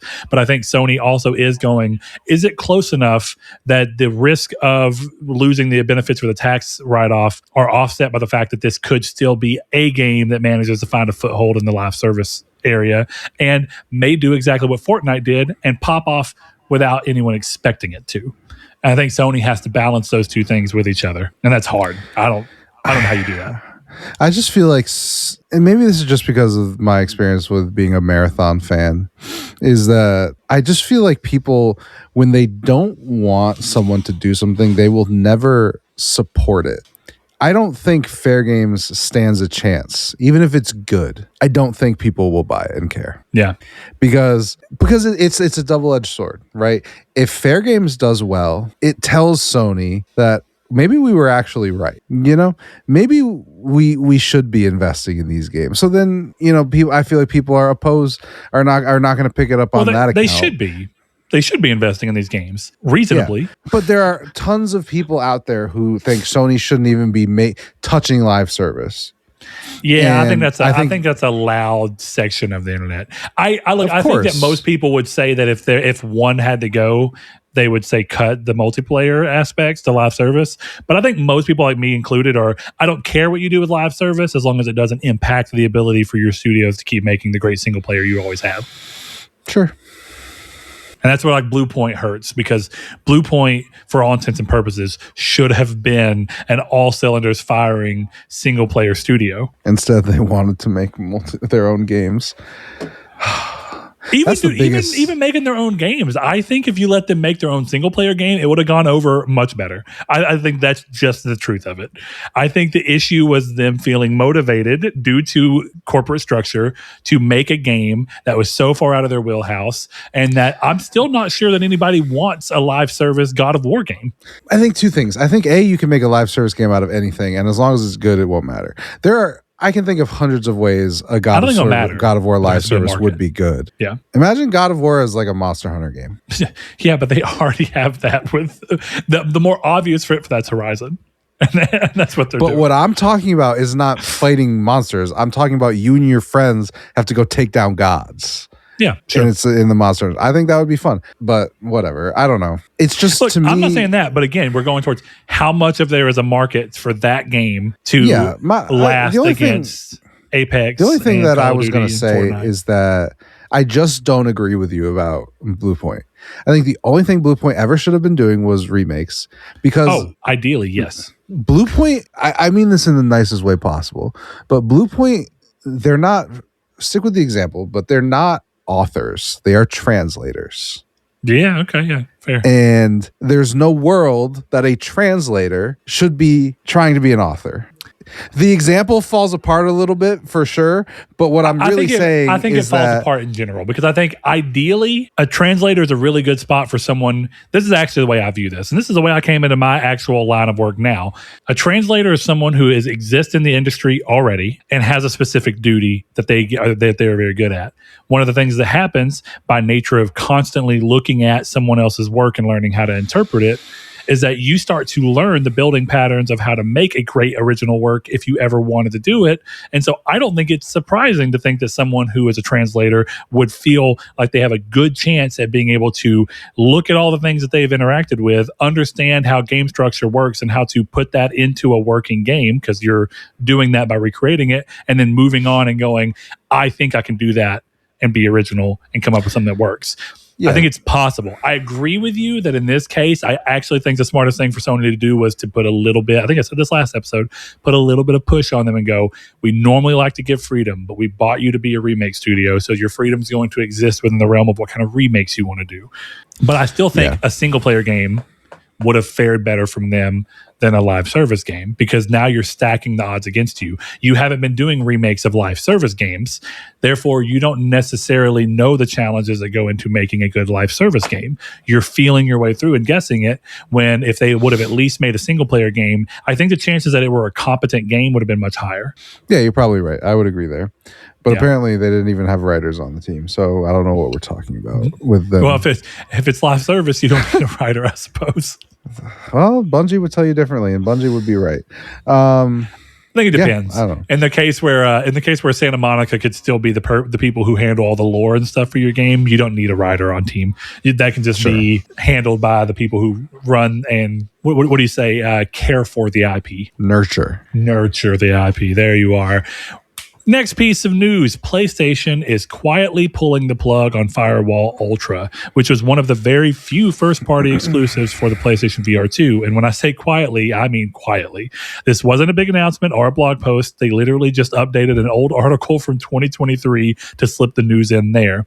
What that update says is the game's online services are shutting down on September 17th, 2026. And since the game requires an online connection to function, that basically means it becomes completely unplayable after that date. The bigger context here is kind of the real story.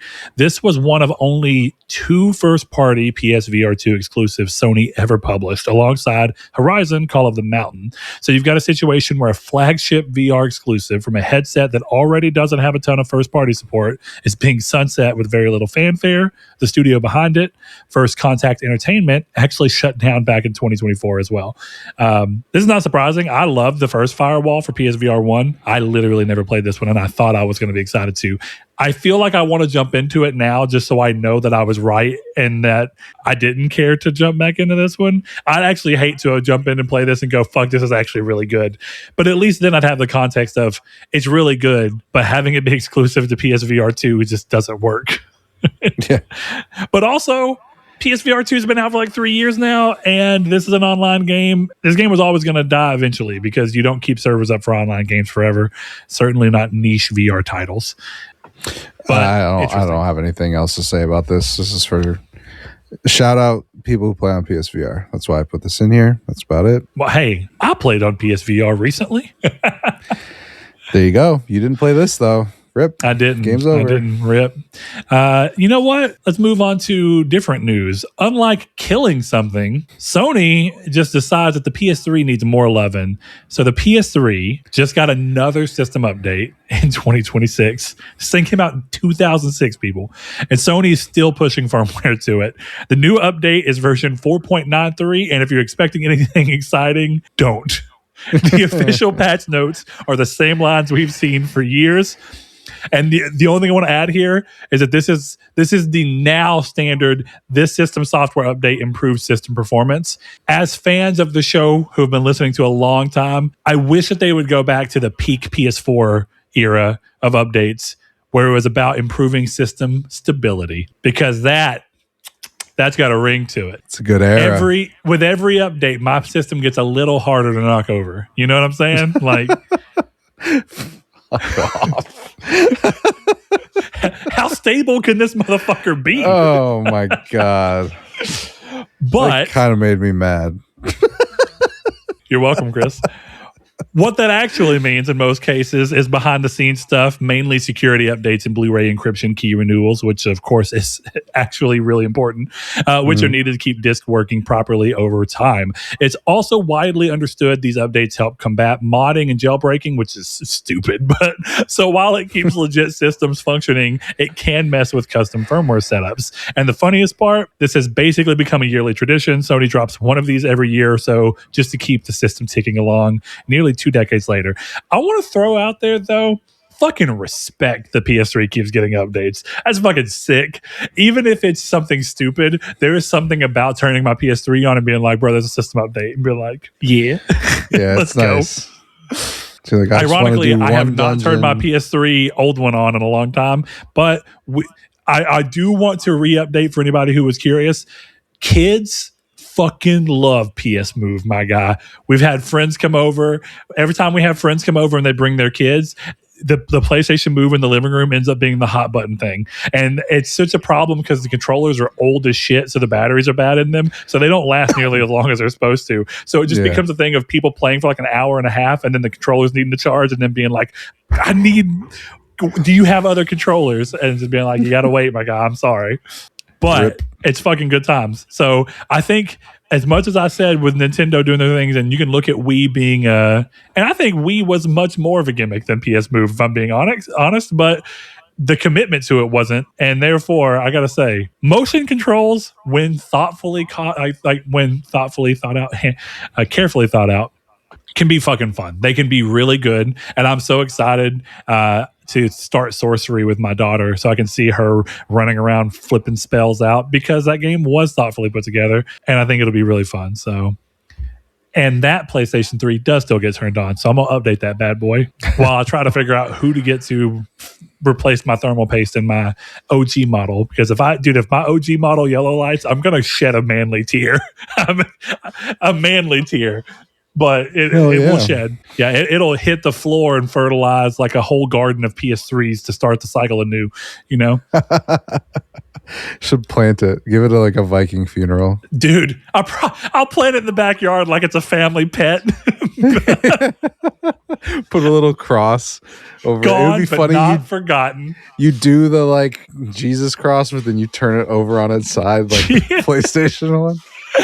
That'd be good. That would be good. So, yeah, there you have it. That's big cross, news. 4.93. Let's go.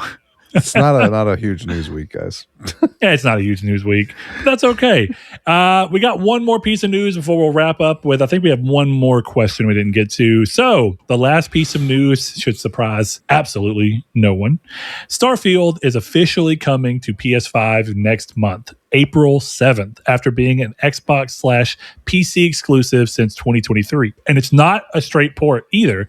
It's basically arriving as the most complete version of the game so far. Alongside the PS5 launch, Bethesda is dropping a big free update called Free Lanes, which finally adds things like interplanetary travel within star systems, something players have been asking for since launch. On top of that, There's also a new paid story expansion called Terran Armada, bringing new quests, enemies, characters, and basically another chunk of narrative content.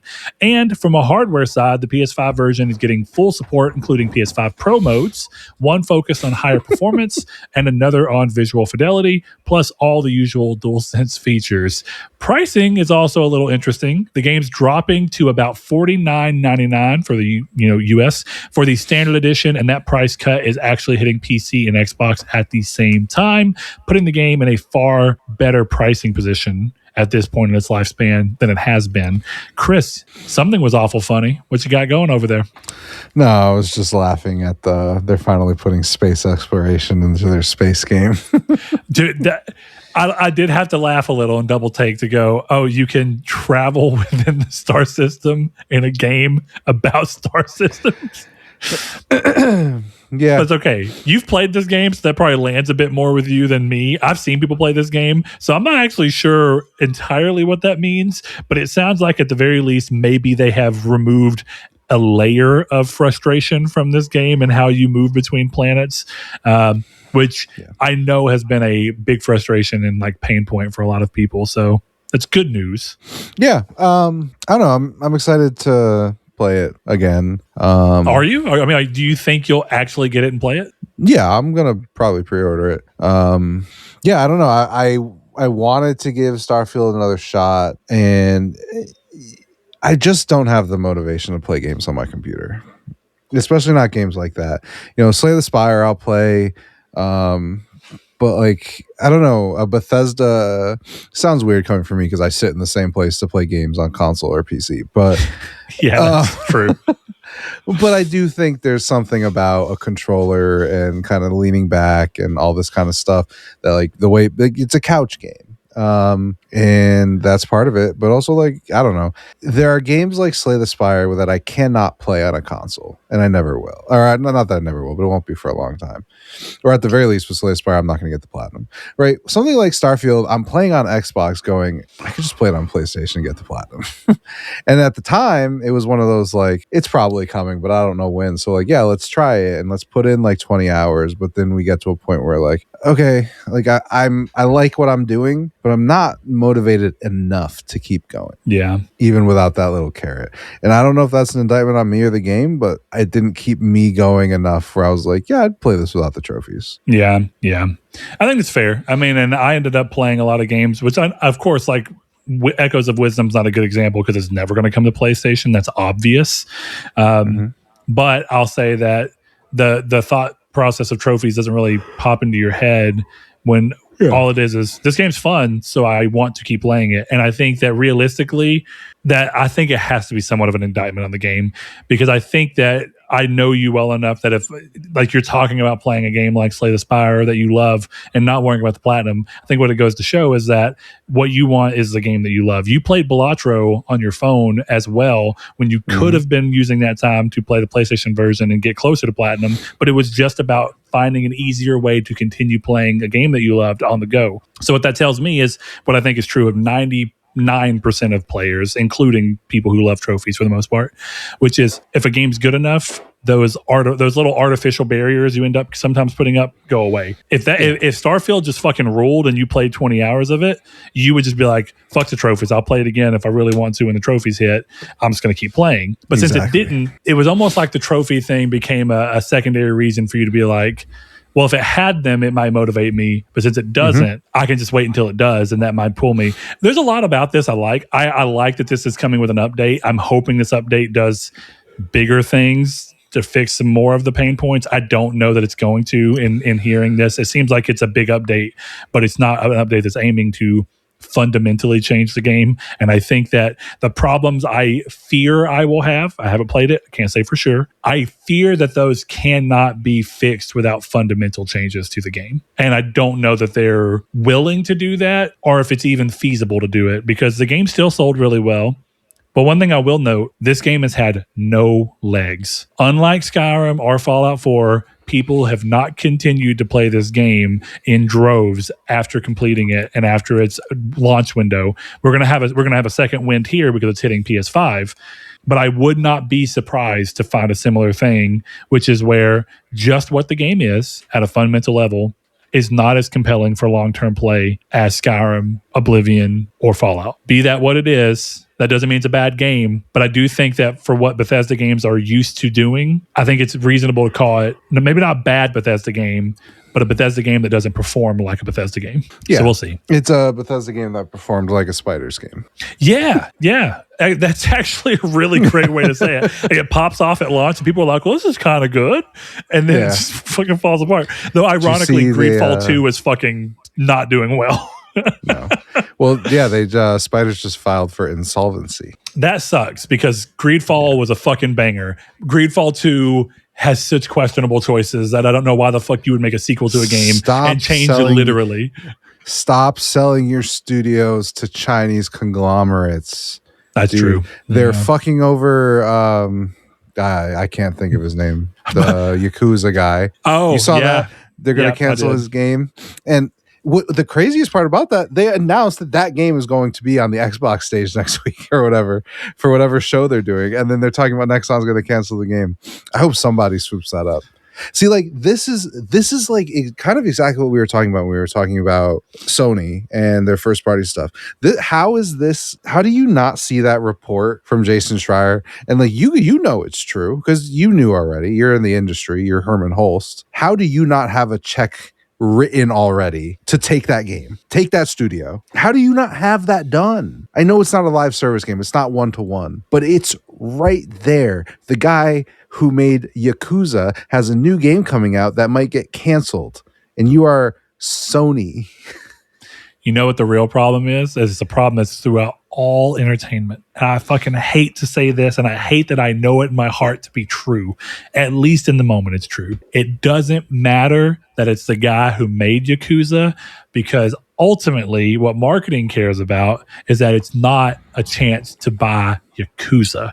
It's a chance to buy a new game from the man who made Yakuza, and no matter what you do, it will never have the same marketing power as Yakuza 10 as much as it should. And I'm telling you, I fucking hate it, because it's exactly why there's so many sequels. It's why there's a Scream 7 right now. It's why there's all these things. And it's also why Scream 7 just made the fucking most money in theaters that any Scream movie has, despite not even remotely being the best Scream movie. And it's because at the end of the day, the Wayans brothers tried making a new parody movie about scary movies, and it didn't do as well as Scary Movie. So what do? The Wayans brothers come back to Scary Movie. That's what the media industry is right now. It's things that you know and things you can go, I remember Yakuza. This is new Yakuza. Literally, I remember Scary Movie. This is Scary Movie. And that sucks, because I agree with you. Yakuza was such a big selling point for PlayStation for so many years before it went multi-platform, that Sony should be looking at that and going, considering that Yakuza has continued to increase in popularity, the guy who spearheaded it probably has a good game. So we should be able to reasonably go, at the very least, we want to talk with you. We want to publish this game, see how this game does. And if everything works out well and we feel like there's a good balance, we'll go back to our old Sony ways of, we worked together well, the game did well, people responded to it, we gave it a reasonable budget so we knew what we were getting into. Now we're going to buy you and try to make this the new Yakuza as a series. Yeah, I just think this is, first of all, I have 2 points. I agree with almost everything you said, except for the fact that we're talking about the same company that has gargled Hideo Kojima's balls since Konami fired them. We're not getting new Metal Gear games. Fair point. But the other thing I would say, very heavily on Metal Gear marketing, but that's exactly what Yakuza game thing is doing. So, well, that's that's Kojima missing his toys. I think the difference with this is like you're not like Jason Blendelling him. And I wish I could remember his name. I think Nagoshi. Is that right? Oh, yeah, the guy from Yakuza. I'm not sure. But yeah, I know what you're talking about at the least. This is not a situation where you're funding the whole thing. From what I remember of Jason Schreier's report is they need $40 million more dollars. Korean. Okay, yeah. That is probably less than the budget of God of War, Sons of Sparta. Maybe. So like, how are you not... that should be just a shoe-in. We'll finish it. We get it exclusively. Bro, if that's okay, I want to throw out there that this is Chris doing numbers off the top of his head. He may be off. If it really is 40 million Korean won, that is 27,000 USD. It must be US dollars then. Yeah, because that would be, dude, if I was Sony and someone just was like, hey guys, we need 30 grand, I'd be like, yep. Yeah, it would be insane. Yeah. I'm looking at Gang of the Dragon. 40 million USD sounds a lot more right. Just want to throw that out there. Maybe what you read was that they need 40 million USD, which converts to some crazy amount in Korean won. Yeah, that might have been it. All that said, I get your point. There it is. I found it. The number. Yeah, Negotiate informed. I was right about Negotiate. I fucking crushed that.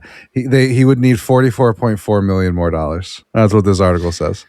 Here's the only downside I'll say about that. I'm with you, but one of the things that Sony may have learned from, and this was way less money, I'll throw that out there as well.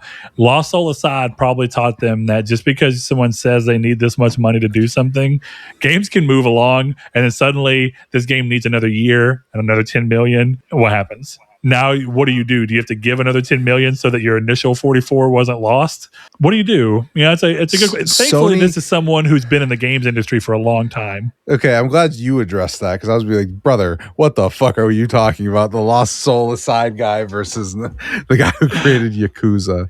The point is that things can slip. And even, Lost Soul Aside ended up needing like 6 more years, whereas, but 1 more year might completely change your plan here. But, sure. But Sony could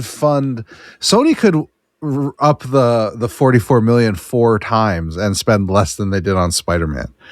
Yeah. I don't know. It just seems like seems like one of those times where it's like, how are you not jumping in instantly? Because from Schreier's reporting in the article I just read, NetEase is allowing him to do whatever he wants with it. So there's nothing stopping him unless he convinced them to give him the money. There's nothing stopping Sony from doing it. I'm not saying that they should. I'm not even predicting that they will. What I'm saying is it's a perfect example of Sony and the people in charge not looking at the obvious stuff, in my opinion. And who knows, maybe I'll be proven wrong. And, we have this cool return to Japanese creators thing with Hideo Kojima and Negotiate at the front of Sony. But I don't know that that's going to happen. That'd be a fucking crazy dream, wouldn't it? Studio Japan coming back. Yeah. Studio Asobi is now headed by Hideo Kojima Negotiate, and now fucking Kojima Productions is a partner studio within this umbrella with Asobi. How fucking weird would that be? By no means am I saying I think that's happening, but it is interesting. It's funny you say that because now I hope it happens so that Astrobot 2 has a Gang of Dragon level. It's just Astrobot fighting. I can't remember that actor's name, but it's them fighting in the middle of fucking Kratos land. I want to throw one more consideration in that ring because I know that you thought the Lost Soul Aside one was crazy, but something I do want to throw out there, just because this guy made Yakuza and this game does look like there's no reason to suspect the quality would not be there from what we've seen so far. I want to point you towards a little guy named a little game. Mighty Number 9. That's exactly where I was going because Mega Man, you have the Mega Man creator and you're like, Kaiji Inafune, let's fucking go. Here he is. He's making Mighty Number 9. This game's going to fucking rip because he made Mega Man. And of course, Mega Man rips. So why wouldn't Mighty Number 9 rip? It's the same thing, but not. What if the same thing, but Yakuza, but not actually kind of is ass?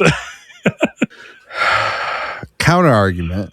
Mighty Number 9 never looked good. Gang of Dragon looks pretty good. Hey, I don't know. I don't know if I'd say I agree with you. I think actually Mighty Number 9 has a cool art style, but I'm also not a huge Mega Man Classic fan. I like the games, but Mighty Number 9 was never like it. Okay, ironically, I'm proving your own point in a weird way. Kaiji Inafune. No, it's not Kaiji Inafune, was it? Damn, I can't remember who was Symphony of the Night. I don't think it was. Why can I not think of that dude's name? Was he the guy behind? I believe so. No. However, he closely connected to the spiritual successor. So I thought he was behind Bloodstained Ritual of the Night. which that game fucking rips. And that game's clearly trying to be more Symphony of the Night, which is a game I deeply love. So point being, that is an example of where doing Symphony of the Night, but not technically Symphony of the Night, kicked ass and was really good, and I loved it. It's not Symphony of the Night, but it's close enough that I don't give a shit. You know, like I'm okay. I'm cool with it. Tells you about Inafune. Anyway, yeah, but that's weird because Mighty Number 9 sucks. Apparently, I can't say I didn't say, but people did not respond to it. But Bloodstained did well. That was the point I was making. Yeah, I don't know. Not to harp too long on it. Just Sony make better decisions. Honestly, the 44 million is worth it like for the PR win alone. I am, because it sounds dumb, but like I do on the show try and have like a relatively measured take, even when it's something that I think as a consumer is shitty. But then they're just making so many dumb decisions that it's like there is no defending it. Even when you ask the question, well, does Jason Blundell suck at their job? The answer to that question could be yes, and that all that means is that Herman Holst is worse at his job. Yeah. Yeah, I will say it's been very odd. I remember being like, I thought it was a weird move, but at first I was like, look at that. They're putting Sony into where, Shuhei used to, or they're putting Herman Holst into where Shuhei used to be. And I remember being like, this could be good. And I'm not saying it's his fault, but what I will say is since he has taken over PlayStation Worldwide Studios, my love for the games that come out of their studios has dampened. I'm not going to say it's causation. I don't know. All I know is that could get away with saying it is. There's probably more going on, and I've often wonder, like I've said, how much it is me aging and maturing in different ways that change the way I view what I'm looking at. So even though there might be a world in where I don't think this is true, but you might be able to have somebody go, Ragnarok is as good as God of War 2018 was at time of release, but the context in which you experienced it differed. Therefore, you liked one more than the other. There's a possibility that's pretty true. And I don't think Ragnarok's a terrible game, but I have way more qualms with it than I did 2018.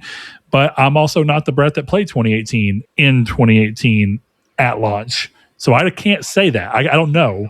Like I am, but I'm not the same one. A lot of shit's happened. Yeah, you have new skin cells. I do. You don't even have the same skin as before. How crazy is that? So yeah, this is a series of odd news. But hey, to get back to what we're talking about, Starfield's on PlayStation. As we all knew it would be eventually. Can I finally take a victory lap for being 100% correct back during the FTC trial? Sure. Do I get to take that victory lap? I don't see why not. Woo!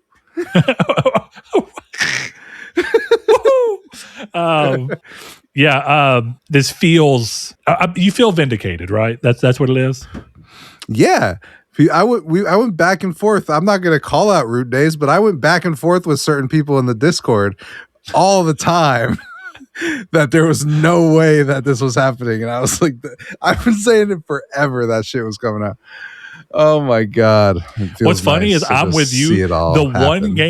The one game I actually thought of all that would come over was Starfield. And what a weird, cruel irony that it's the last game. It is the last one. To fucking move over. Three. I was like, this first. One's coming, but it'll surprise me when Halo comes. I guess technically Halo hasn't come out yet, but they've already announced it. I was going to say Halo's the last one, actually. Yeah. I don't know, because I guess Fable. I'm gonna wait to take a full victory lap. That is announced for PS5. I'm gonna wait to take a full victory lap for Gears, because there's some people who makes kind of seem like they're in the know, but he's also kind of nuts, and he's saying that Gears is their return to exclusives. I think that's just super cope. But we'll see. If Gears is not exclusive, it's all coming and it's over and we're done. I want to throw out there, as much as it would be a temporary nuisance to me, I am not going to riot in the streets if Xbox does turn ship and starts doing exclusives again, because ultimately I have yet to be convinced, and I know some people feel differently, so I'm not saying you're wrong or that I'm right. But for me, I have yet to be convinced that exclusives are not the important thing that I always thought they were. People kept trying to tell me forever that they're not important and that they should be as broadly available as anything. And I disagree. I think what we have seen is that the game quality can also change whenever it's not an exclusive because you care less, because you know that even your slightly worse game is going to sell to a larger audience. So I'm going to go on a limb and say them returning to exclusives would be a good thing for Xbox in a way. It would be a bad thing in a different way, but it would be a good thing in a specific way that I do believe. That's all I'm gonna throw out there. If you think Nintendo doesn't think their exclusives are important, you're full of shit. Yeah. The way I look at it is that if Xbox fans want a future where they have an Xbox branded console to play, Xbox needs to stay exclusive. If they want a future where there is no Xbox console, make the games exclusive. I can wait a generation. It's fine. Like once it comes out, and that's my thing. Helix is going to be so expensive, assuming it's Microsoft. Helix could be $600. It's going to be $1,200, but it could be $600 for sure. They could do that. So it's going to be an expensive console. The cheap $299 console didn't sell. Your Series X is $750, and it's not a pro console. Fucking Christ! And you're going to tell me none of that sold to more than 30 million people.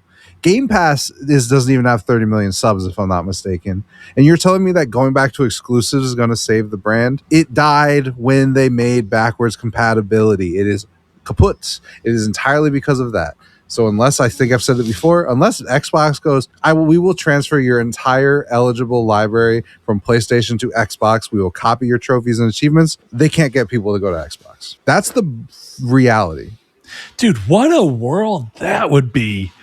You know, and look, this is going to be like a weird moment of gaming history for certain people. Really, I want to say computer history, because that's, in a way, that's what Helix is going to be.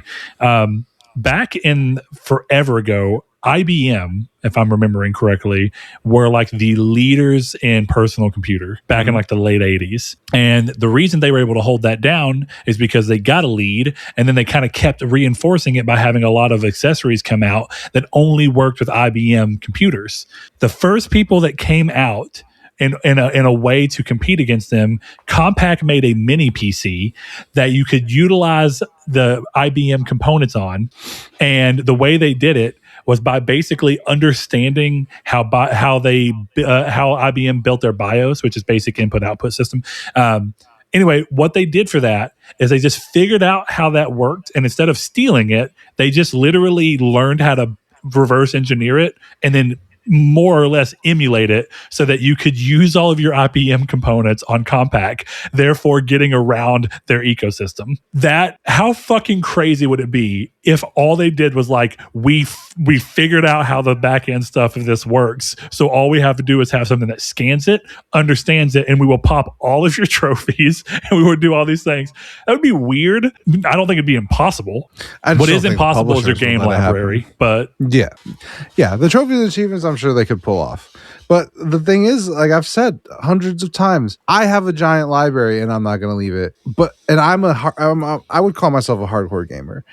Like, you think a casual gamer, even with 50 games in their library, is going to leave that? No. Yeah, you're probably right. But it's all that to say, we have yet to actually hear real word from PlayStation that they are moving, and I don't think they ever will, actually, even though I think it might be a PR win for them to actually come out and say, hey, we're no longer putting our single player games on PC. I think that's actually a PR win right now. They're gonna say it. Yeah, I mean, I imagine it'll be. Here's my bet. When does SARS come out? 7th? No, that's April. Starfield. April something. Yeah. Let's say in the lead up to that, Schreier said this, but in the lead up to that, I'm sure someone will ask, is the game coming to PC? And Sony will say no. And then that'll be your answer. Yeah. That's but how it'll go. Regardless, I think that's a good thing. And I didn't think it going to PC was an awful thing to begin with. But what I do think is by focusing on them being legitimately exclusives, certainly when it's a game that doesn't live or die based on having a diverse, active player base like a multiplayer game does, this makes total sense. So I think the one thing that gets complicated is Microsoft, a lot of their games on Xbox, like their exclusives, had a big online component.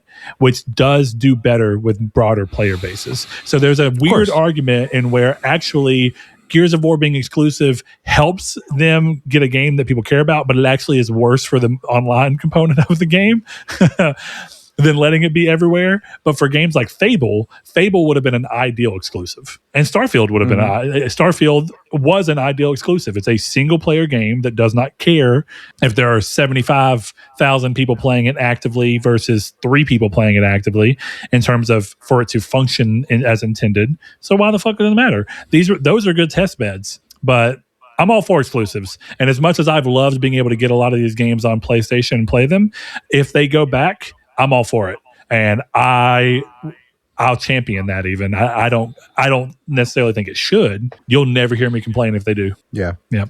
We've talked about it before. Like I bought a PS3 because of Killzone, not because of Call of Duty. That's the point. Yeah. We have one question, Chris, that I want to round the show off with. And you know what? With all the talking we've done this episode about. You actually touched on something that I think was a good segue into this, even though I didn't want to derail the conversation entirely. You were talking about how there's just something about a game like Starfield where you don't want to play that on PC, right? Sure. Pork Chops, longtime listener, says, not sure if you've ever had this question or not, but I've been feeling nostalgic and got to thinking, even though these consoles are so good now, I still think the original PlayStation is one of my all-time favorite consoles. That startup sound sequence, in the famous words of Dr. Krieger, stop, my penis can only get so erect. Can you rank your personal top 5 consoles of all time? So before we actually do that, I think the important thing to note here, and this is true of a lot of things, but as consoles have become simpler, I don't know if I want to say simpler. Consoles have begun to homogenize to some degree, and they've started to lose the little characteristics that people liked about them. Ironically, the Switch has the most character of any platform right now because they lean so heavily into its form factor, and they use that to fuel its marketing and all these things with the little click snaps and all these things. But there was a point in time where I feel like the way you interacted with the console was like ritualistic to it to some degree, and it built a deeper connection to it. So Chris, I am curious, you want to do top 5 all at once? Do you feel like you have yours, or do you want to kind of, because I feel like I don't quite have mine. I have idea. Yeah, we can go one for one. You want to go one for one? You want to start with the low? Start with number 5? Game Boy Advance SP. It's a good one. That's a really good one, actually. Are we drafting? No, because I'm pretty sure. Well, actually, I might be wrong, but I have a strong feeling that we're going to have a similar list as we reach towards the pinnacle.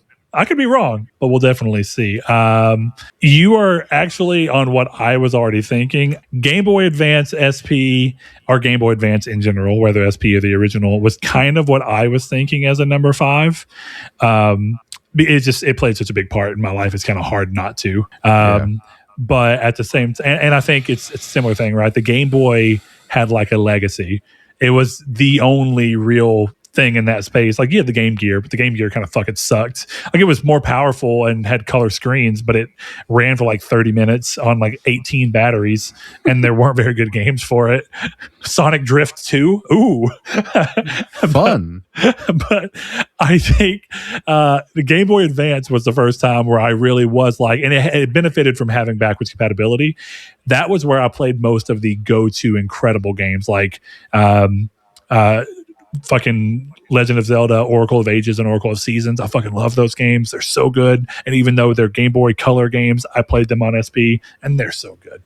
So I think SP kind of slots in really well there. Okay. So what you got for number 4? I'll give your 4, yeah. Consoles only, I'm assuming? I mean, Game Boy Advance SP is not... It's a handheld console, so it depends on what you mean by that. That's true. I'm going to go with the original Xbox. That's interesting. So why does it hit number 4 for you over Game Boy? I know you're a big Xbox gamer, so is it just kind of where you fell in love with games, or what would you say? I mean, Xbox was my first console. It was the one I got the most, like, I don't know. I feel like it was where I played the most unique games of my life. You know, where you start with Jet Set Radio and then play Brute Force and then play Blinks the Time Cat and then play fucking, Halo and then play Star Wars and then play Morrowind and then play Oblivion. Like I feel like you could call it that era, but I honestly think like the original Xbox's library is one of the most diverse libraries. Oh, it's really good. It launched with an insane launch too. Like the actual like breadth of games and styles and quality among them was pretty high. Definitely when you look at like I know it's crazy to think of now, and I wasn't thinking of it back then. But if you look back, the PS2 launch was ass. It was in terms of games, it was ass in Japan. It wasn't great in America, but it was better. Dude, Jade Empire, like the goated console. It really is a really good console. No, it really is. Oddworld, A Stranger's Wrath is an incredible game, and it looked insane as a console game at that time. Fable is one of those, continues to be one of my favorite games of all time, and that was exclusive on there. Then you had like fucking Splinter Cell. Dude, like I'm looking at my old stuff, right? Like I've got Blinks the Time Cat. Right? Yeah. Like you don't get games that look like this. Like what are we talking about? This is crazy. It's a cat with a vacuum. Who's funding that right now? Dude, nobody. Conquer. That just came back. Jet Set Radio Future. I mean, Need for Speed Hot Pursuit 2 on the OG Xbox is the best version of Need for Speed. Of that game for sure, yeah. Like this thing is goated, right? You've got Morrowind, goated. True Crime, Streets of LA. No joke though, Morrowind, that is the worst place to play Morrowind. But at the time, if you didn't have a PC and you didn't know shit about it, Morrowind, I played it on PC, thankfully. Yeah. But I know plenty of people who are like, playing a game like that on console, you could only do that on Xbox. Dude, who is making this? Who is making Raises Hell? Who right now would make Raises Hell? And then you have all of that, and then you got a porn, whatever this is. I don't know what this is. Sudeki? I don't know. Maxim loves it. 5 out of 5 stars. This is a different life. This is a different era. Yeah, where a quote from Maxim, the magazine. Do you know what a magazine is anymore? Does anybody know what a magazine is? Maxim is the cover review for Sudeki, a game that is almost definitely porn. And what's crazy about it, Microsoft's game. They made it exclusive. Xbox console exclusive, dude. The only on Xbox tag. This is some goated shit. Yeah, that's I'll go ahead and throw in there. Xbox does not appear on my list at all, but I have, even though we're clearly a PlayStation podcast, I have a lot of respect for the way that Microsoft, in looking at the history of it, seeing the way they chose to approach the market is both, it's hard to not respect, but so there's also a lot of very disrespectful moments in there. Like they just tried to brute force buy Nintendo. I love that story that they got laughed out of the room. Yeah, they tried to buy Square, also got laughed out of the room. But ironically, Sony found out about that, and that's why Sony owns part of Square. Really? Yeah, because they were like, no, you fucking don't. Dude, there's all sorts of crazy shit around that time. Like, and really a lot of it paints Sony way worse. Like, dude, Sony was threatening retailers in the US that if they stocked the Xbox, they would not send those retailers PS2s to sell at the height of PS2's fandom. So they were like strong arming their competition to be like, if you put our competition in, we will not give you units of the most popular console to sell. Hot take. Good. Crazy world. Crazy fucking world we live in. That's insane. But if that's the kind of shit we were doing. Console manufacturer right now, I would be doing the same shit. I'd go to John Walmart and be like, sir, no. We've also got Xbox to thank for bringing Ninja Gaiden back. Ninja Gaiden Black was a result of them trying to work with partners to bring back. It's also why Jet Set Radio Future ended up working out.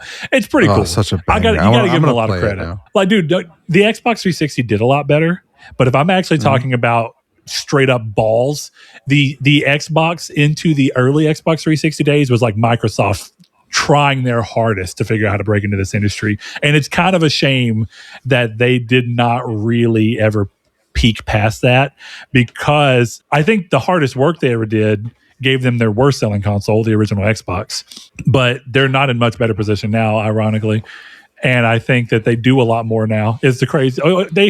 They actually did the most back then, but they do more now than they did during the 360 days, and yet the 360 was just blowing off the fucking shelves. What a world. What a world we live in.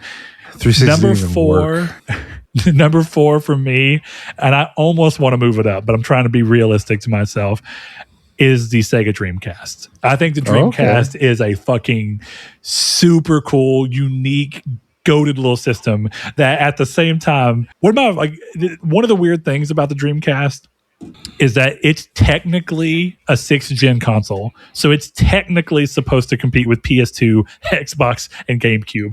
But it was equally too early to the game and too late to the game, because it feels like it's trying to compete with PS1, and it's not. But it feels like it is. It's supposed to compete with upcoming PS2, but there's no fucking world where it can, because hardware was just going crazy and improving year after year after year at that point in time. So the Dreamcast is just this weird little box of nostalgia that has a lot of really cool ideas. But one of the things that I started realizing as I was looking through the games is I don't know how the Dreamcast, say it didn't get killed, say that it managed to keep selling. From a power standpoint and what developers were doing with the PS2 and Xbox and GameCube, I don't know how many more games, definitely third-party games, would have actually made it to Dreamcast. I think the Dreamcast would have just suffocated slowly anyway, because it wasn't powerful enough to compete with the fucking Xbox. No shot.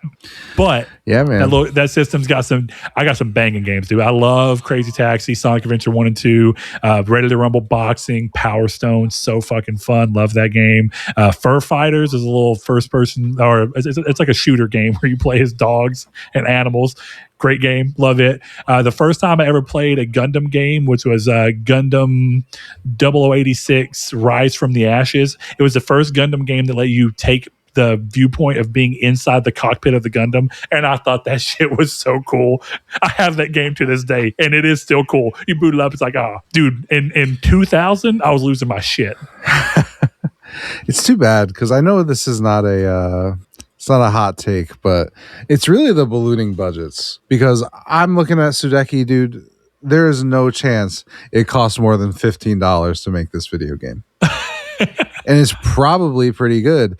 But now I get a Gooner game, and it's a fucking gacha game with microtransactions because they got to make the jiggle physics money back. Yeah, they were doing jiggle physics with a box of scraps. Okay. That's actually a good way to describe early games people. It was just people who really wanted the shit to work. Yeah, it's the PS2 and the PS5 is grabbing him. No, the PS5 and the PS2 is grabbing him. Yeah, I would be remiss to not mention that despite being arguably a gimmick that did not get used as much as it should have, the VMU on the Dreamcast is so fucking cool. For anyone who doesn't know, it's the virtual memory unit. It was your memory card. It had a screen on it. You plugged it into the controller, and it would show shit during the games on there. And I'm not even a big football fan, but you want to know how fucking cool it is? You know, one of the biggest problems that modern football had, like PS2 days football had when you were playing multiplayer, is that you could see the moves for the most part that your opponent was choosing. You know what it did on Dreamcast? The moves that you were selecting, like your plays, were on the VMU on your own personal screen. That's fucking awesome. Cool. Yeah, that's pretty sick. I like that. And look, they were doing dual screen gaming technically well before Nintendo. Dude, I know I'm being crazy, but like I'm just looking at even like the style of the box for like Blinks, dude.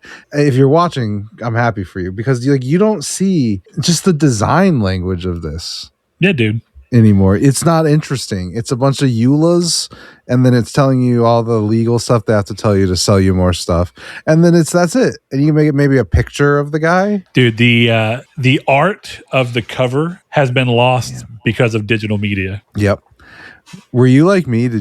I used to take all the manuals out of my cases and just read them. Just sit in the bathroom and read manuals. It depends on the games. Shit. Sometimes I would. And you know where that habit started is, I know I've mentioned it a few times, but A Link to the Past came with a manual, and both the original Zelda and Link to the Past tell their story through illustrations and writings in the manual. And then, so that's actually all of the story for the original Zelda is in the manual. I didn't read that one as a kid because I didn't play that until much later. But what I did play as a kid was Link to the Past.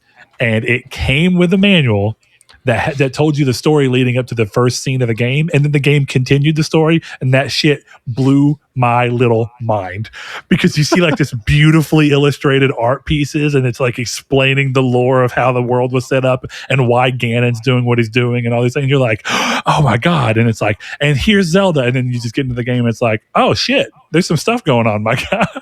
And you just keep going. It's just cool. I like that. I miss manuals, dude. Dude, I'm like, it's crazy because, like, first of all, this one I'm looking at the Jet Set Radio Future one, and it's got the prologue. It's got a whole written thing written by DJ Professor K. Yeah. Talking about the story of the game. It's got all this kind of stuff, and then it's got the ad coming oh, that's so gross. Coming November 2002, Panzer Dragoon Orda. Yeah. You know what? Maybe this is a hot take. This looks like a video game. Yeah. All of the games that we have now, it's going to sound so fucking dumb. I hope people understand what I mean. This looks like a game. All the games we have now are games, but they don't look the same. I don't know how to explain it any better than that. They don't look like video games in the same way. Like, this looks like a game. They don't have a video game aura, which we are responsible for to some degree. I mean, I was excited as fuck that Killzone 2 looked as good as it did. Of course. Though ironically, Killzone 2 like now still looks like a game, and it has a lot more character than some modern games, in my opinion. Yeah, there's a lot of parts where I look at Crimson Desert and it doesn't look like a game. It is a game. Yeah, I haven't played it, so I want to be careful to say too much. But let's hear your next one, Chris. What's number 3 What for are we you? on, 3? Game Boy Color. Ooh, okay. A lot of Game Boy love in your list. I originally had 3, so it's above Game Boy Advance. Why did it hit above that? Honestly, it has nothing to do with the console. I just remember the only time I ever got good grades in school, my mom promised to buy me a Game Boy Color. And I still remember driving to go pick it out. And I remember going into the FYE where we got it and buying it. I remember my mom taking me to the mall, which felt like it was hours away. And then I remember us going in there, and I remember it being hard to get. She wasn't able to find one. She eventually found one, lime green. I've got it over there still. Oh, the classic. Yeah. Yep. Dude, there's fucking gum stuck to it. There's no battery cover. Still works, still plays. I don't know. It's more of a nostalgia thing. It's just like I have good memories of getting the Game Boy Color. All I ever played on it was the Godzilla games in red and blue and yellow. Yeah, yellow's such a goated game though. But yeah. Yeah. All I played on the Game Boy was Pokemon in that Godzilla game that my mom got me. But that was it. And it's all just because of the memory of that. So was it? Hold on. Was it the Godzilla movie tie-in for the Matthew Broderick? Yes, I believe so. I remember that game, dude. Yeah, it was fucking sick. I actually remember loving that game, even though I'm sure if I looked at it now, I'd be like, this is straight dog shit. What is going on? Yeah. Godzilla Game Boy Color games. Yeah, I think it was either Godzilla the series or... Oh, yeah, there was a series too. Dude. Yeah. I think it was... No, it wasn't. It was one of these Godzilla games. It was either the Godzilla the series or the one for the movie. But yeah, again, it's just that memory of my mom taking me to get it more than anything else. That's fair. That's a big moment. That's cool stuff. So for me, number 3, and this is where it started getting a little hard, but I feel pretty good. I think the top 2 are where I'm struggling to land on. But PS2, a little more than PS1, primarily because PS2 tail end, we started having enough money for me to more consistently get games. And the early days of the PS2, I had friends that had PS2s, so I could do this thing where I would just constantly trade other different friends' games, so I could always have something new to play without having to spend any money on a new game, because we rarely got new games. And that was when my dad had Blockbuster, so sometimes I get to go rent a game, which is how I discovered Kingdom Hearts.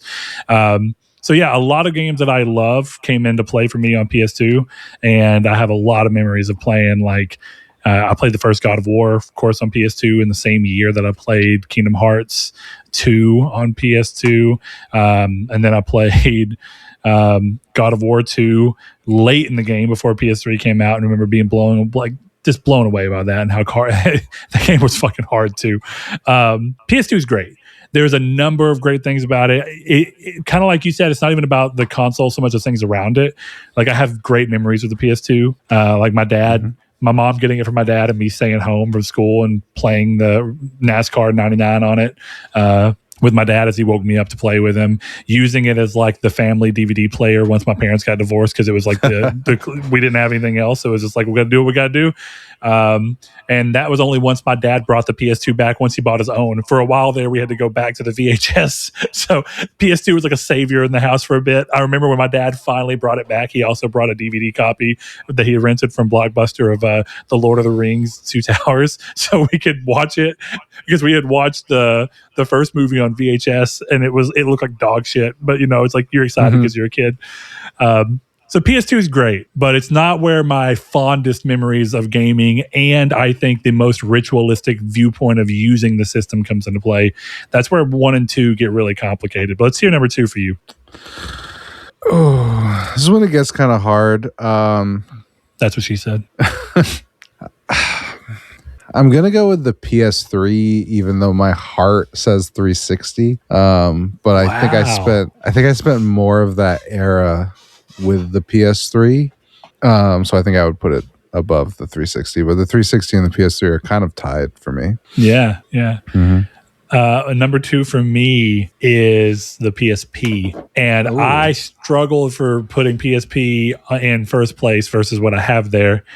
The Vita. No, I do love the Vita, and actually, there's an argument to be made that I actually like the Vita more than the PS2, but I've already said PS2, so we're going to keep going. Maybe PSP and Vita kind of exist with each other, because I do think that they're both great, but they're also very different in the way they approach things. PSP is one of those things where getting a PSP felt like getting freedom to me, because I could never afford this sounds dumb. I could never afford an iPod, so I never had one. I couldn't afford a separate MP4 player or anything like that. I didn't have any of those things. I was lucky to get a game system at all. So I remember when I got the PSP, the fact that I could watch movies on it, the fact that I could go to like the internet browser and stuff on it, I could play games on it, I could listen to MP3 on it.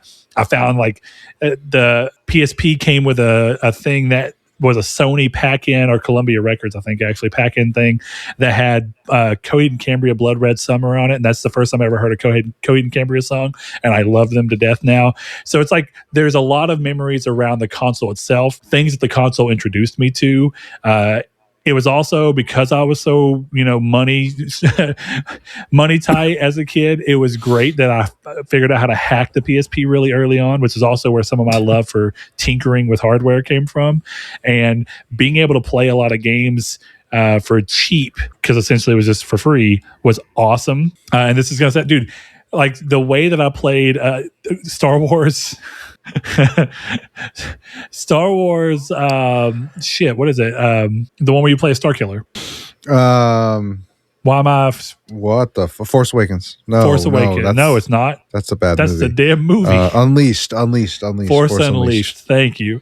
That game came out on PS3, PS2, Wii, DS, like fucking everything, right? But the only place I could play it was the PSP. And I was so glad that it was essentially the same game, but with little things. What's crazy is I played and beat the game there, and that's how I talked to everybody about that game. Years later, my friend let me borrow the PS3 version, and I played it, and the game looked a lot better and arguably felt better. But I remember going, some of the decisions they made with this boss fight and the way the camera goes, I actually think I prefer the PSP version. And by the time I finished the game, I think the PSP version's a better game, even though the PS3 version's like the hot topic one. But I remember the first time I ever played Call of Duty 3 was the PSP version of Call of Duty 3. I don't even think it's the same game, but that's just what I had. So it's how you do it, So that was the thing, is like while people were playing like Call of Duty 4 Modern Warfare, and I had an Xbox 360, but I didn't get to play that until I finally got to borrow it from a friend down the line. So I was playing Call of Duty games on PSP. And I was playing I didn't play Diablo yet, so I was playing Untold Legends, which was fucking awesome. I love that game too. Kind of started my love for dungeon crawlers. So I think it's just hard to decouple the fact that PSP was a big reason I fell in love with games, because suddenly endless games were accessible to me. And me being a little poor boy, I never thought that would happen. So amazing console. I think PSP was so far ahead of its time. And even though it doesn't have the craziest library, there's some insanely good games on PSP. What's number 1 for you, big guy? Maybe a hot take. PS5. Okay. Hot, I don't know if I want to say hot take, but it is a little surprising because I feel like usually nostalgia carries a lot of weight for these things. Do you feel like you already have a sense of nostalgia for PS5? No. PS5 is my answer because it is also a PS4. And so it just carries over the PS4 gen for you? Yeah. Nice. Because PS4 would probably be my number one, but the PS5 is a PS4, so the PS5 is better than a PS4. Fair enough. PS4 could have honestly been in here too, because I think PS4 is a great generation. But for me, number one, as probably a surprise to absolutely no one, PS3. I genuinely think that PS3 is the generation that has a little bit of everything. It had games that were starting to balloon in budget. So you had these monstrous games like Grand Theft Auto 5 that had a crazy big budget at the time. You had like Uncharted 1, 2, Uncharted 2 and 3 for sure were very big budget games. You had Killzone 2 and 3. You had big multi-plat games like Assassin's Creed. But then I think you also had the early day kind of jank games that were more closely aligned to the Xbox games, like you're talking about, where it's like, oh, ballooning budgets is what killed being able to make games like this. PS3 had some of that. PS3 because it was kind of in between, it had the goofy games that only get made because games are so cheap to make that you're willing to take a gamble on almost anything. And it also had the games that were too big to fail. And I think that it rocked both of those pretty well. There's some really good low tier games that I really enjoyed that they're not high art for game, but they're fun. Mm-hmm. And then it also had what I think became the PS4 staple of really high quality first party games. You already had that going into the end of PS3. You had Uncharted 2. You had The Last of Us. You had things like Heavy Rain was awesome at the time. I don't know if it's a great example now, but you had a lot of the things that became characteristic of PS4. So I think PS3 is this cool bridgestone between classic gaming and modern gaming, and it works for both still. And I think in some ways it actually peaked certain aspects of what we view as the way modern games are played, and we've drifted away from that sometimes negatively, but at the same time it's very clunky in other ways. So PS3 is awesome. I think it is the reason I fell in love with console gaming. PSP was why I fell in love with gaming big time, because it was suddenly available to me. But PS3, I had money and a job. I could buy my own games, and I got to really feel that console for what it was, and love it. PS4 and PS5 feels to me like the era where I went from being someone who plays games to being like more of a like gamer. Because I was on 360. I love that console. And it's not entirely true. Obviously, we talk about the fact that I have an account from that era that I lost and stuff like that. But I remember that time in my life being more of a like Call of Duty machine, I was playing Call of Duty with my friends after school during that era. We were running, Call of Duty 4 for 4 years, until whatever. So so that's why PS4 and PS5 kind of carry so much for me, because they were the first ones where I was like finding games I love. There's a reason why you don't hear me say shit like Symphony of the Night on the NES is my favorite game of all time. I didn't really fucking play games like that. It was like Pokemon Crystal and it was stuff like that, but I didn't grow up as this like avid fucking he played A Link to the Past when he was 6 years old. He didn't even know what to do. All this kind of, I was not that kind of gamer. I played what my parents bought me, and there was only one time in my life my parents ever bought me video games. The first Christmas after my grandfather got me my Xbox, they bought like 50 games, and it's never happened again.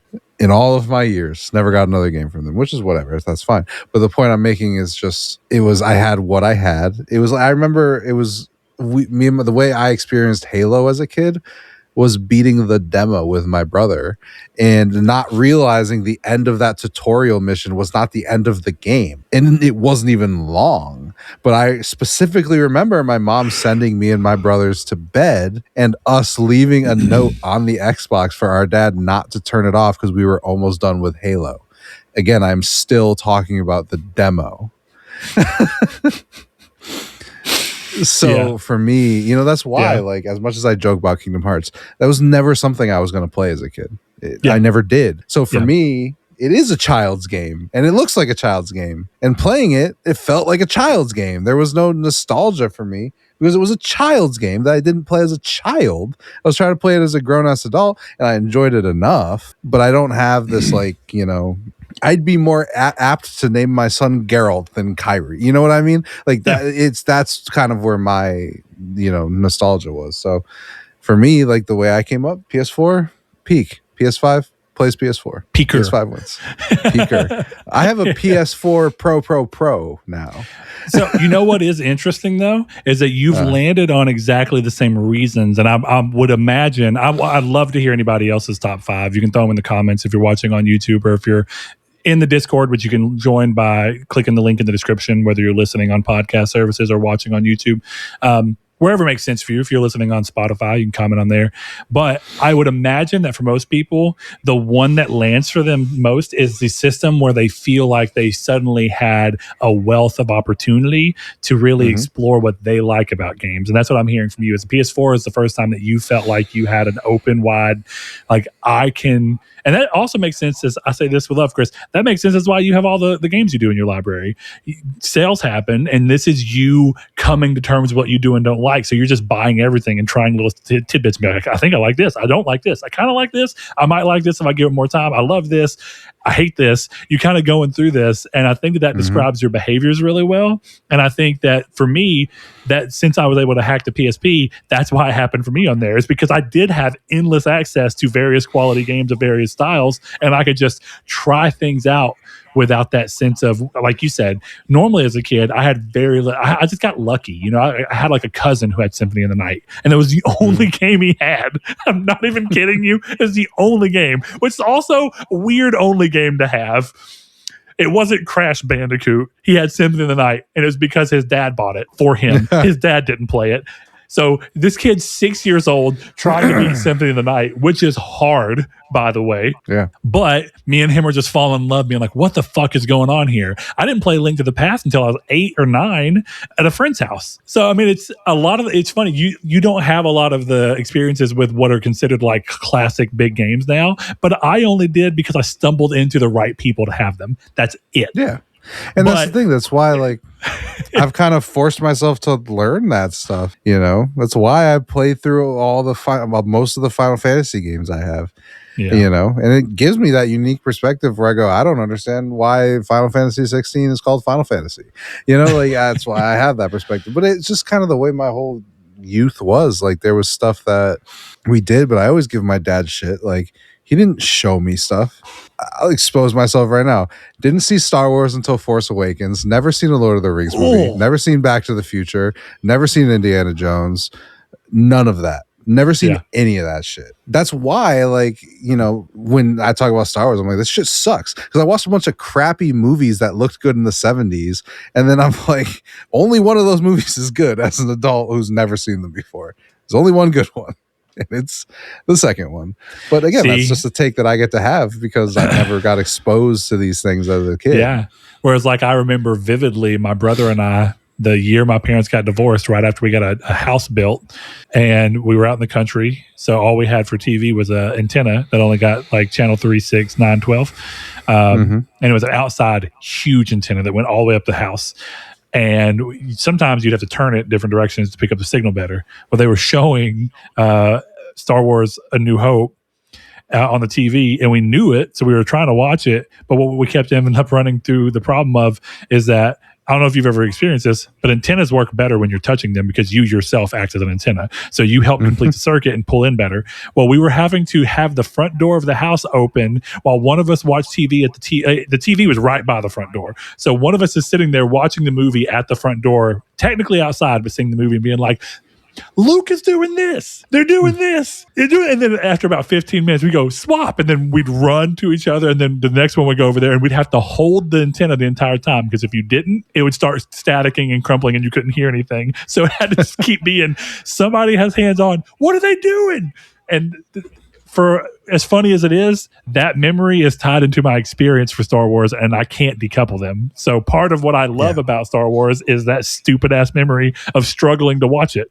Yeah, and that's the thing is like I had My Star Wars experience was just, it's the same as most people's, just different, right? My Star Wars experience was going to my dad as a 26-year-old or whatever the hell it was when Force Awakens came out and being like, I've never seen these. So we watched all of them in a row. So I had the like experience that a lot of people had as like kids as a grown adult. But the problem was I was a grown adult. So like Return of the Jedi, is that the third one? Yes. That movie's just bad as an adult. That is a movie to sell toys and be dumb because the Ewoks I mostly agree. I don't think it's a terrible movie, but I think it's a significant drop in quality for the other two. Yeah. Well, the Empire is one of the best movies of all time. Empire is incredible. Yeah. Star Wars itself, like the first one, it's like it's fine. It's good. It's a fine movie. Yeah, it's good. But then, like, without the nostalgia, all you see is like, oh, this looks fucking terrible. Yeah, but also it's all context, right? Like Star Wars 1 is incredible when it's creating, in many ways. What I mean, yeah. But and it's kind of like, dude, it's kind of like Zelda 1. Like I said, that started the action RPG genre and people loved it. And it's usually not considered one of the best Zelda games. Mm-hmm. You know what's more weird is Zelda 2 is like considered the worst Zelda game. And ironically, it is one of the highest rated Zelda games at time of release. People fucking loved it when it came out. But looking back on it, people are like, ugh. So it's weird. I don't know how the shit works, but I love that. So we're going to turn it around on you, Pork Chops. What were your top 5? Let us know. Let us know why. I see that you've got PlayStation 1 there, but there's 4 others you got to account for. Let's hear them. Let's hear why. Anybody else hop into there? We've got the podcast open discussion thing in the Discord. You can hop in there and throw them in there, or you can go to the announcement segment where Pork Chops asks this question and respond to him there, whatever you want to do. But thanks for joining us. This episode's been, honestly, a little longer than I expected in the long run. So, Chris, thanks for joining me on it.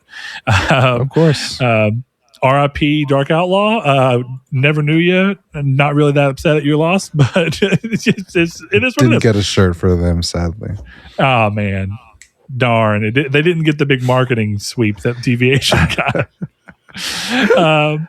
But yeah, if you want to support the show with more than just your time, which we're so thankful for, truly, thank you if you've listened this far. You can head over to patreon.com/Nartech and give as little as $1 per month. What that does is allow us to cover the cost of hosting the show on our podcast service, which does cost money. It is not free. Chris and I, being in different states, we have to use a program or a website service that allows us to do the recording remotely and keeps everything in sync and in files that we can utilize to edit, which again cost money. So thank you so much to the patrons who allow us to do this without having to dig into our own pockets. It's great. Makes it easy to do. Chris, I will see you next time. And I want to throw out there, I might not be in the next episode, or we might delay the episode a little bit, but we'll let you know as we get closer and we understand what's going on.